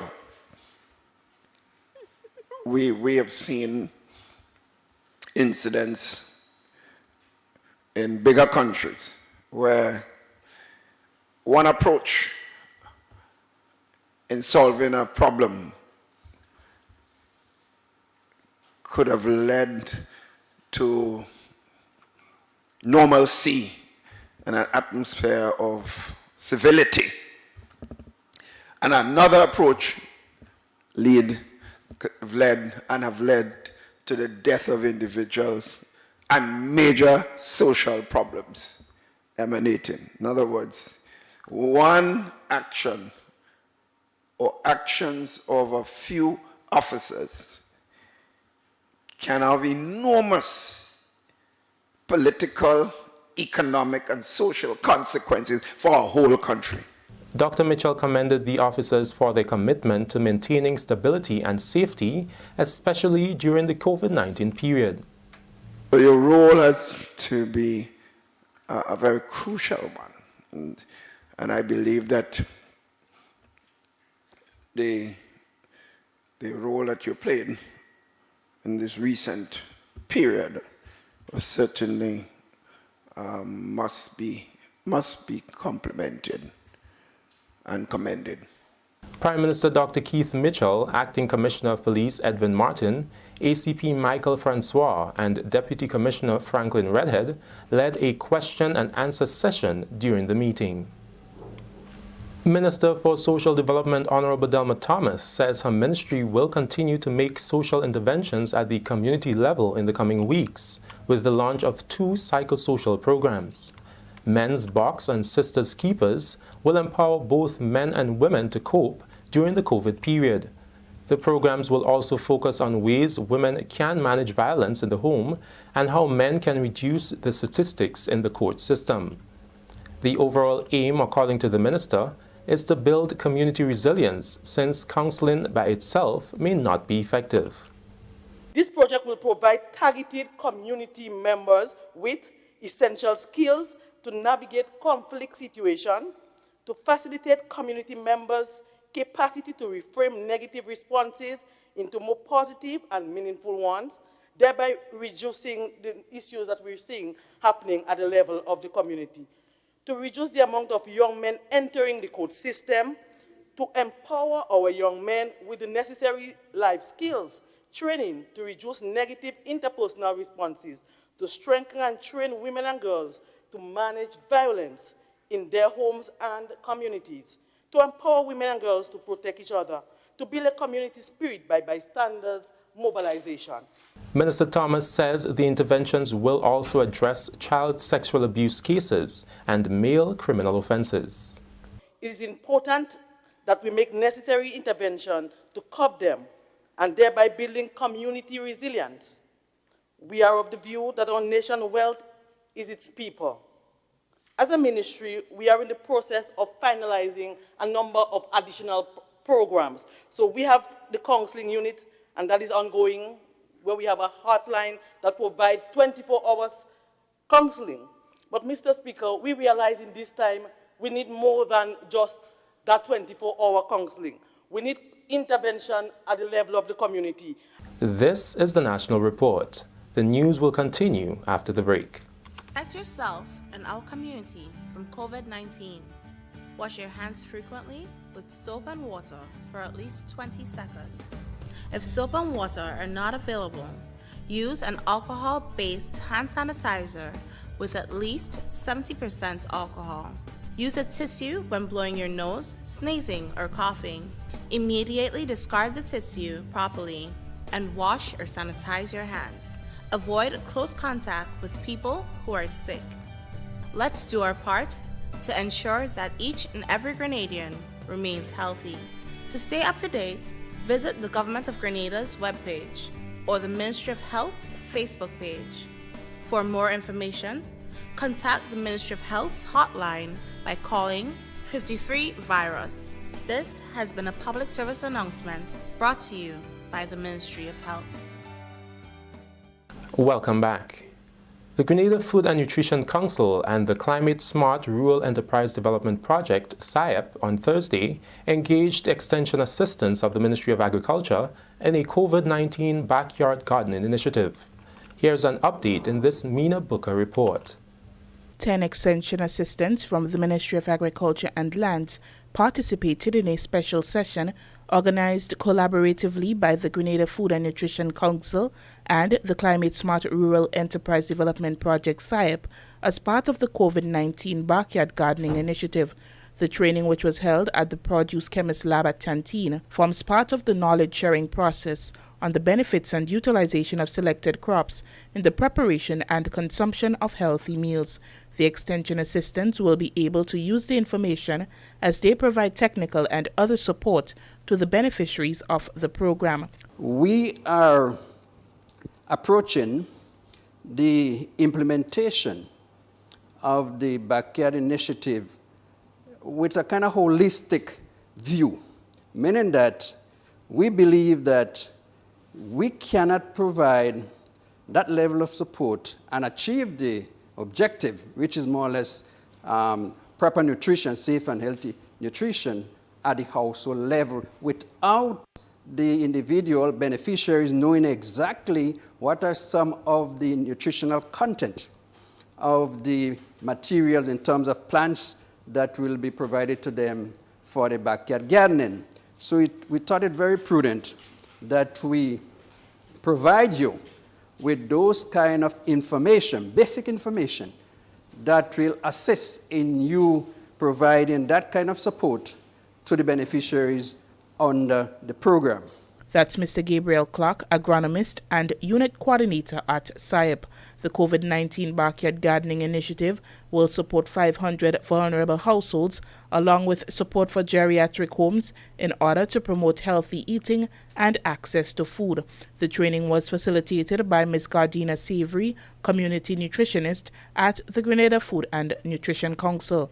I was able to cover our food groups, our nutrients, some of the foods and the nutrients and the food groups that they contain, and just give some general information as it pertains to that. When you know what you're eating and you're cognizant of the fact that the foods that we have in Grenada are rich in nutrients, they're healthy for individuals or public, then I think it's going to encourage you to plant more. And of course, if you plant more, you are secure, you have food. So I think that would definitely help with food security. The beneficiaries will be able to incorporate the knowledge on selected crops into food preparation, which would significantly contribute to maintaining a balanced diet at the household level. Two of the extension assistants that participated, Brenda Phillip and Natasha Howard, explained how they were able to benefit from the training. My biggest take home from this session is the fact that we need to encourage people to eat healthy, choose from the different food groups, and what they can get from the different food groups. Because, like for example, today we did staples, legumes, and I, for one, learned something about legumes, which I didn't know, that they also contain carbohydrates. So it's important to know what your food content is when you're creating your meals. I am currently assigned to do the home gardening, the backyard gardening with the ministry and SIEP. So I will definitely be encouraging persons out there who will be planting those food crops, how they can incorporate it into their diet and what will be the benefits. It will be very important for me to pass on that information. So also encouraging these people to plant those things in their backyard, they will also be able to afford to eat their own meal at a balanced proportion. So this is very important for helping the nation to be able to eat healthy and to develop healthy and to perform healthy in all ways of activities. A total of 22 extension assistants, 10 from the Ministry of Agriculture and 12 from SIEP, will be providing technical and other support to beneficiaries of the Backyard Gardening Initiative. The training for the SIEP extension assistants was held on Wednesday, 12th August, and the extension assistants from the ministry were trained on Thursday, 13th August. The Backyard Gardening Initiative aims to promote healthy, nutritious, locally grown and safe foods for vulnerable persons in Grenada. It is one of the initiatives by the ministry as part of the National Food Security Strategy, or the COVID-19 Mitigation and Response. For the Ministry of Agriculture, I am Mina Buka. That story concludes the National Report for Thursday, 13th August 2020. Recapping the headline: work progressing on $4.6 million upgrade of the St. George's Market. That's all from us here at the newsroom. On behalf of all who made this newscast possible, management and staff of the Government Information Service, I'm Delroy Louison, thanking you for joining us. The intention of the project is to protect the parish's coastline from further destruction as a result of climate change. Over the past 3 years, properties close to the shoreline have crumbled, while others have undergone significant foundational damage. Funded at a cost of $4.8 million by government, it falls under the Disaster Vulnerability Program. Residents Dennis Phillip, Lucky Bernard and Arnold Frederick are praising the initiative. We have the Rivera Beach development, and for the Rivera Beach development, things will go good. Once you have this done here, it's easier for people to come into the harbor, and it'll be a lift for St. Patrick's, which is very good for us. Well, in the beginning, the area was beautiful, but at a time in the 90s or 95 gone by, the area just spoiled, broke up, you know. And 2017, we seen the beauty and the genuflect of St. Patrick. And seeing this beautify here, a lot of us will be happy to know that how here was and what it like today. Well, the area before time was a market. It was a beef market and stall market and fish market that you see over there where you do it now. Right? So then come they used to dump, the school used to dump here and they used to do a lot of dumping here. And today we see like a project taking place there now. It's looking nice. We have the ocean here so close that if they didn't do that, maybe people will keep on sand mining, maybe they will lose the whole lot of land. The Breakwater project seeks to lay a 1,900-foot stone core structure in the water, stretching from the shore just under the Sautez Catholic Church or Leapers Hill, moving out to sea and onto the old Sautez jetty. This is what footage captured in December looked like, and this is the progress to date. Developer Don DeCall says they are steadily progressing, having already covered 1,200 feet. Well, right now we are still moving stones in and we are going down the road.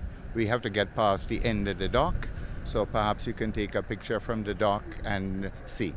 So we have roughly about 700 feet to go. When we get to the end, we stop only because the water beyond where we stop is a cliff face and the water becomes 30 feet deep. So it's going to go from 15 feet to 30 feet.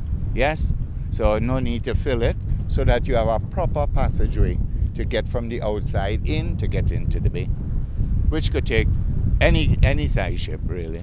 The expectation is that boats like the Osprey and others will soon be able to safely anchor at Sates, and fisherfolk can both moor their boats and face calmer waters. The breakwater structure is also expected to transform Grenada into a gateway to the Grenadines. Eugenia Peters, GBN News.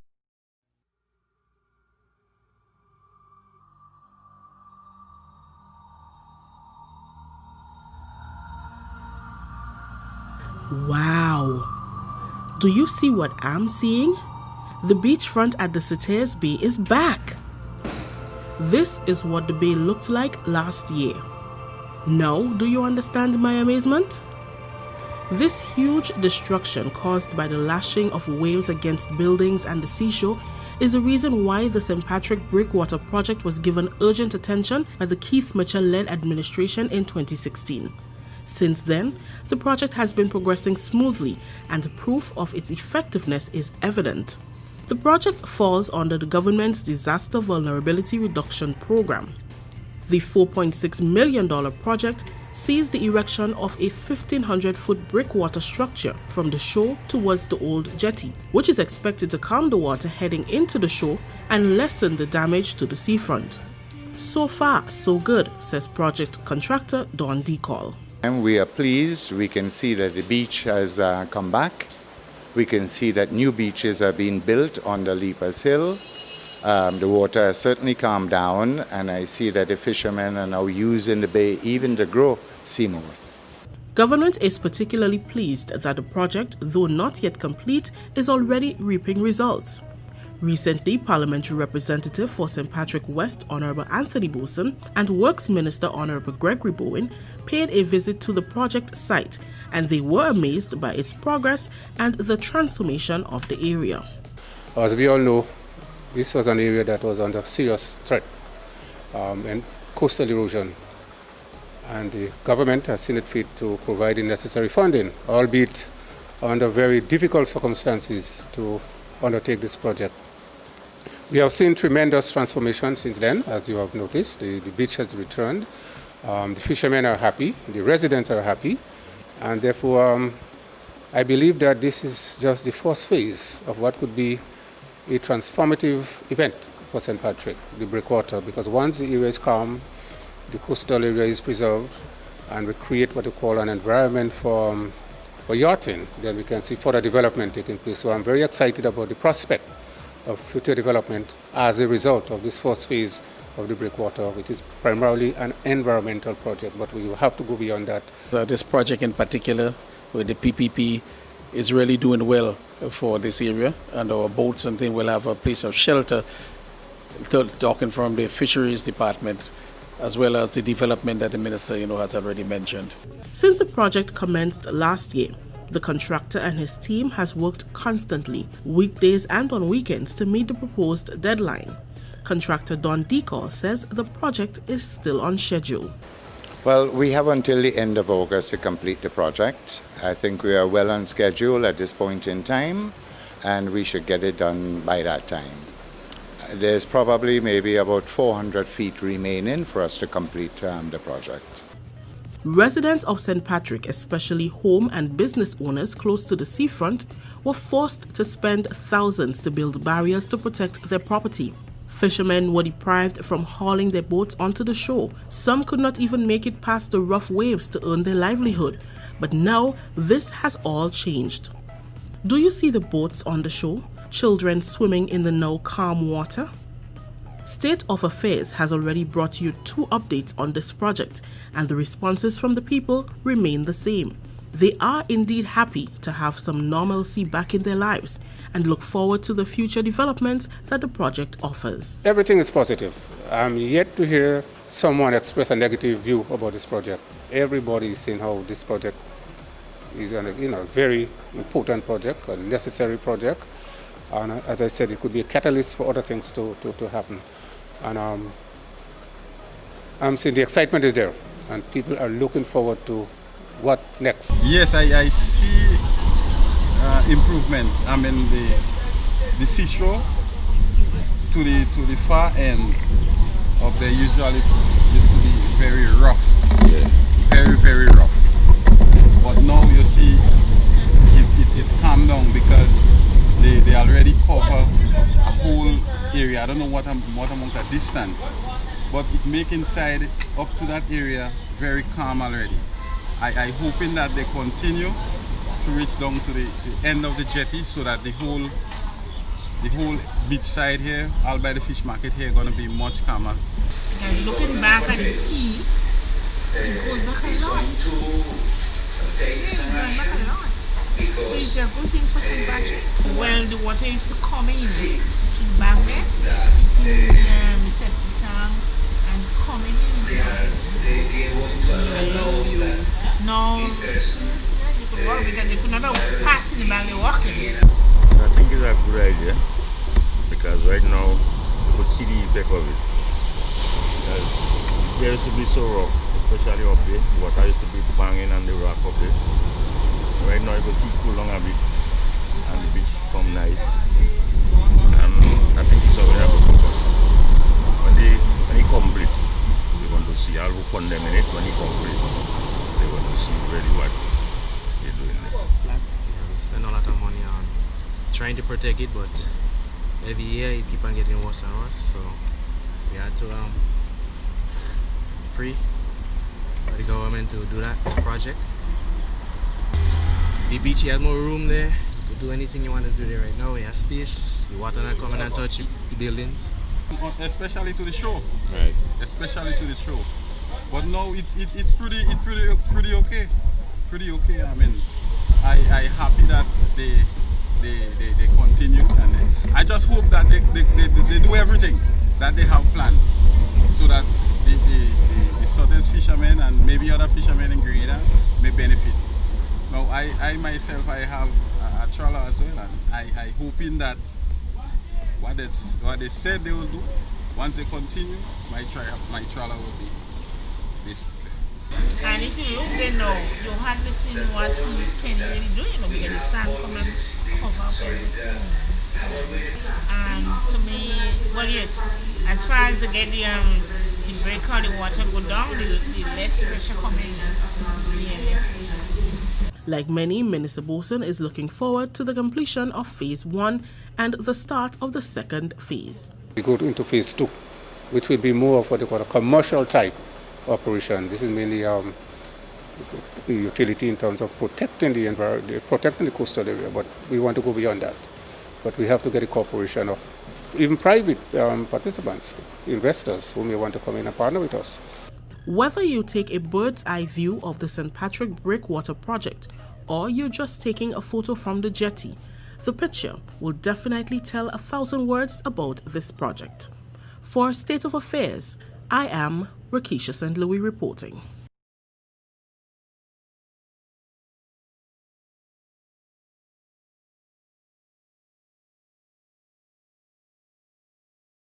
The government of Grenada is making good on its commitment to reconstruct the Simone Cultural Center in St. Andrew. With Phase 1 complete that saw the demolition of the existing pavilion, work is now far advanced on Phase 2 of the project, which scope of works includes fencing of the perimeter at a contracted cost of $200,000.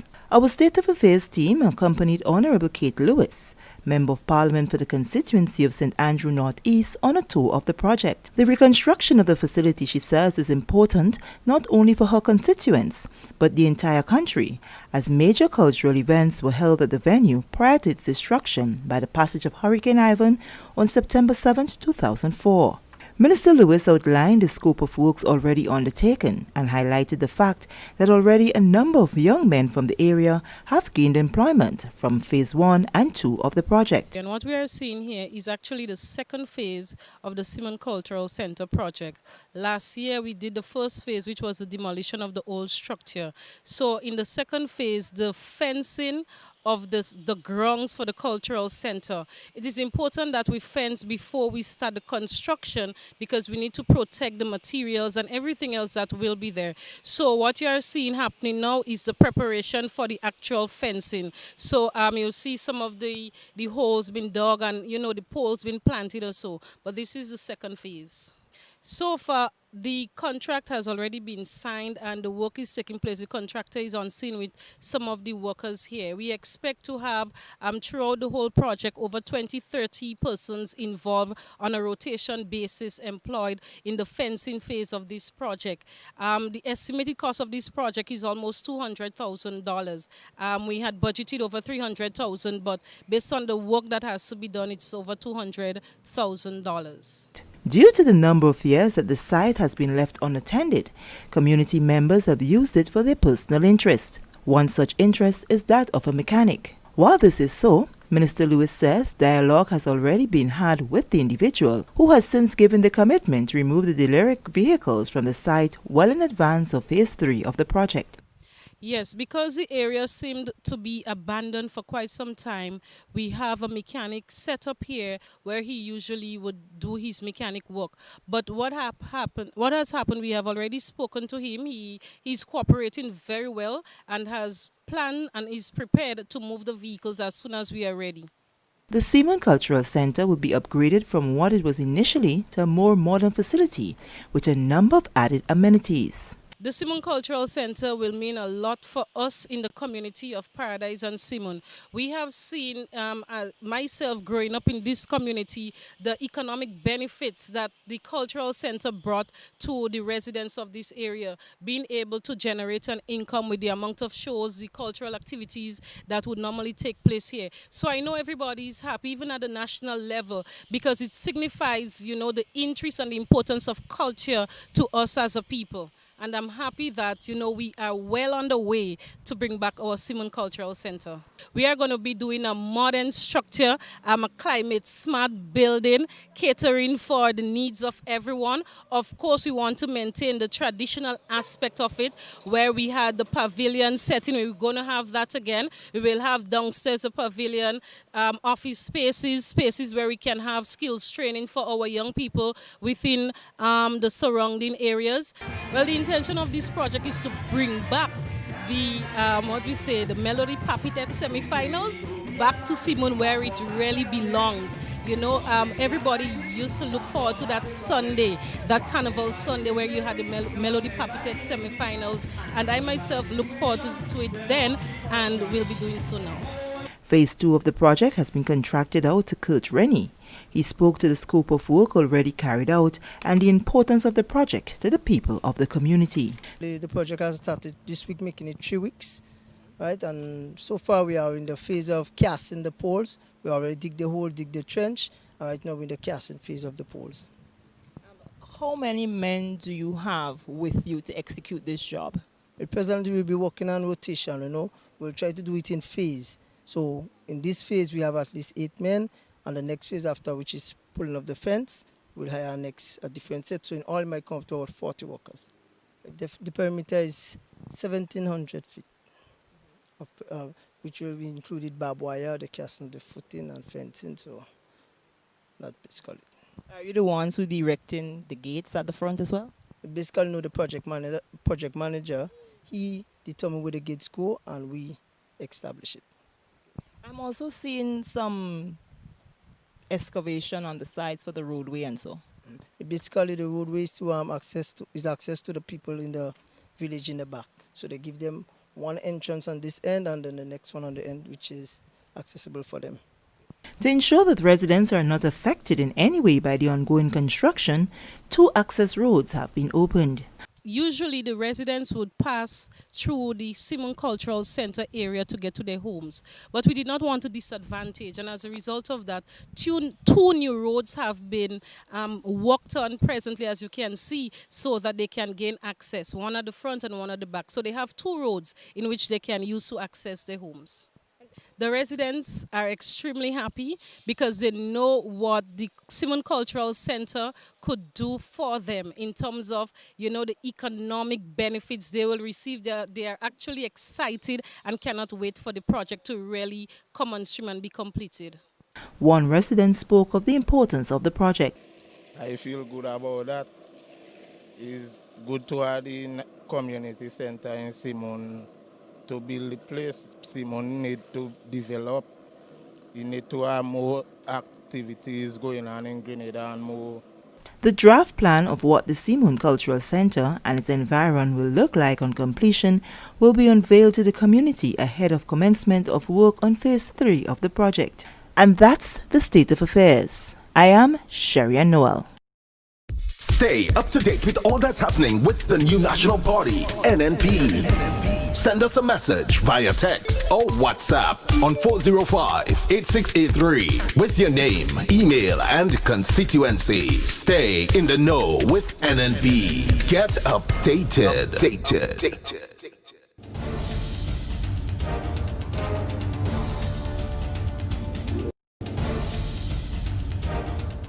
54 farmers are now part of the Silver Sands Grenrop Farmers Program, an initiative that began in March of 2017 with the objective of reducing the quantity of produce imported in the island for use at the resort.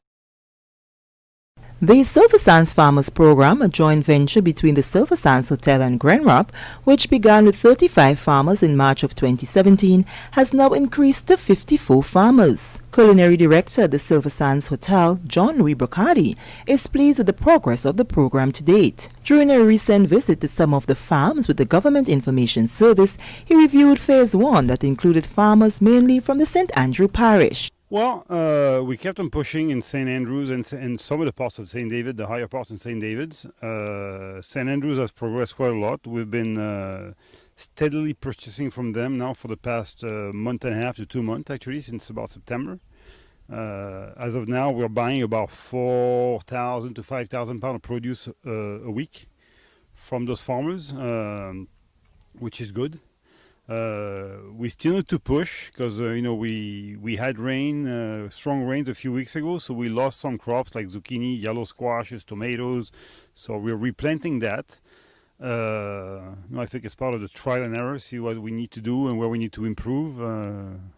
Building greenhouses is the next step, maybe, or protect some kind of protection for the crops to survive those kind of bad weather. The unpredictable weather pattern is proven to be a challenge. Despite that factor, however, since the commencement of the program, a variety of crops have been introduced to the farmers. Some great purple pepper, green peppers. We're starting to have zucchinis that are looking good. They taste great. I've sampled them in the past. Very, very, very nice. The seedling farm that we have up in St. Patrick is doing great and is ready to put out for the next batch of crops now. And this is about where we stand, and we're happy. I mean, it's a learning process for all of us. We're trying to help the farmers through Teresa Marichard to understand the process, what we expect. Again, it's there's the Grenadian ways, and then what I expect. So we try to meet somewhere in the middle and make it happen. So, what are some of the other new seedlings that you've introduced? I know you had the tomatoes and so in St. Andrew. These peppers here, are they what you introduced as well? Well, the peppers they were doing peppers in Grenada, doing green peppers. Obviously, for a restaurant, you have the presentation aspect. So we're looking at purple, or yellow, red peppers. So we're pushing in that way as well. The melons and the watermelons, we're trying to do colored watermelon, like yellow watermelon, orange watermelons. Just again, variety and the visual aspect on breakfast buffets. We're trying to do and pushing a lot on seedless watermelons as well. Because again, customers, they come and they don't like seeds in their watermelons. It's, I guess I can't blame it because my kids, if I give them raisins or watermelon with seeds, they won't eat them either because they think that they come without seed. That's a natural thing, which is not. So we're trying to push in that. Tomatoes were doing good. Again, the rain affected it last time. And right now, we're actually, we are gearing back up. So we've done a lot of trials over the past 12 to 14 months, and we overproduced at one point where we didn't know what to do with it, and we had a lot of waste, and we gave some away, and obviously we stopped producing because it wasn't, have the farmers walking and trying to not sell. It's not fair to them. It's not. Raul Phillip of Point Estate St. Patrick, who now farms with his father and brother at Lassages in St. David, welcomes the initiative of the Silver Sands. He believes this will provide a ready market for their produce after they have toiled tirelessly under the elements of the weather. Well, what I go say, you know, I mean, is a good, you know, for all the farmers in Grenada, even including me, you know, understand, because like it come like a big help, you understand, because enough times we just be planting enough things and all us be spoiling, you understand, so like more hotels and more, you know, more hotels and more places, you know, I mean, good for the farmers, you know, so we could sell the produce, you know, we don't have that big set of losses. So exactly what will you be farming for them? Well, I go be farming watermelon, I go be farming bell pepper, I go be farming tomatoes, sweet potato, and, you know, like pumpkin, even sorrel, tomatoes, you know, whatever they want me to grow, I will grow it for them. How many acres you working with now? Well, I'm working with 5 acres and some. Yeah. And now that you're into the Silver Sands Farmers Program, you mentioned the fact that it is your brother, I think your dad, and yourself. Does that mean that you would need to have extra hands? Well, yeah, it's not a problem, you know. It's not a problem with the extra hands because like I sit now, I won't try to play greedy and eat everything for myself, you understand? I would like for somebody to eat, you know what I mean? Because there are other people who want to do farming, you understand, and they don't get in the opportunity, you understand? So I'm glad for, you know what I mean? I'm glad for people to come around and, you know what I mean, see what I'm doing, and if they want to join, they could join, and, you know what I mean, and spread the thing bigger, and I'm all around, you understand? Lydia Bonaparte, who has been into farming from the age of 25, is also part of the farmers program. She spent much of her years working with farmers until she was encouraged to branch off on her own. Well, when Miss Marisho came on the farm to visit Mr. Peters, and he spoke to her about me, that's how I get involved. And being good, feeling good to be a part of it. This is your particular land, or is land that identified and given to you to do this? No, it was government space lands for the farmers. So Mr. Peters, who had a say here, gave me, seeing as I used to work with him, he gave me the permission to do something on my own. And tell me exactly what it is you're farming here for Silver Sands. Corn, zucchini, and peppers. And zucchini, squash, and peppers, sweet peppers. Any challenges encountered in terms of planting? No. And this particular peppers, is it the first time you're planting that kind? The first time I'm planting the purple, yeah. At Chamfer in St. David, we met up with Brian Hazard, one of the youngest farmers in the program. He had a very interesting theory for getting into farming, a decision he took some 5 years ago. I find all the old farmers dying out and nobody really taking up the footstep. So I decided, well, as a young man, I'll try and make a difference, because plenty young people, they're looking to do farming on a whole. I don't know if because they find farming is a lot of hard work, but once you have a love and a passion for farming, it come easy. Actually, it was a day, I think it was a Sunday, Miss Marisho and all they were searching for people to do farming. So that time I just really start to clear down them trees and them, and they booking me on the project. They give me assistance with pump, irrigation, and stuff. That's how I really got involved in the project. Hazard possesses about 3 acres of land to work with, but is currently utilizing 1.5 acres. I occupy an acre and a half. I'm looking to cut down another half acre to do some bell peppers for the hotel. Bell peppers and Chinese cabbage. The Silver Sands Farmers Project has received the attention of other resorts on the island, who John Louis says have expressed interest in participating. I have several chefs from the island, from big entities on the island that have contacted me. One a couple of days ago that is interested in my farmers, in my crops. So I think, I don't want to give all my crops away. And that's why I do what I do, because I want to be exclusive in some produce. But at the same time, I think it's great for farmers that we're actually gaining their confidence again, and that they're confident enough to produce more. So if other chefs can beneficiate from that, the farmers and the economy will beneficiate as well in Grenada, because the more they produce, the better they do, and the more facilities we'll be able to provide them with. And I think one of the next steps, the crucial step, is distribution, which is a lacking factor right now in Grenada. where we need to find or get a truck and really have a way to distribute the produce rather than have one person going around the farm and collecting what we need. John Louis Brocardi says the Silver Sands plans to further expand the program. I am Sharian Noel, and that's the state of affairs.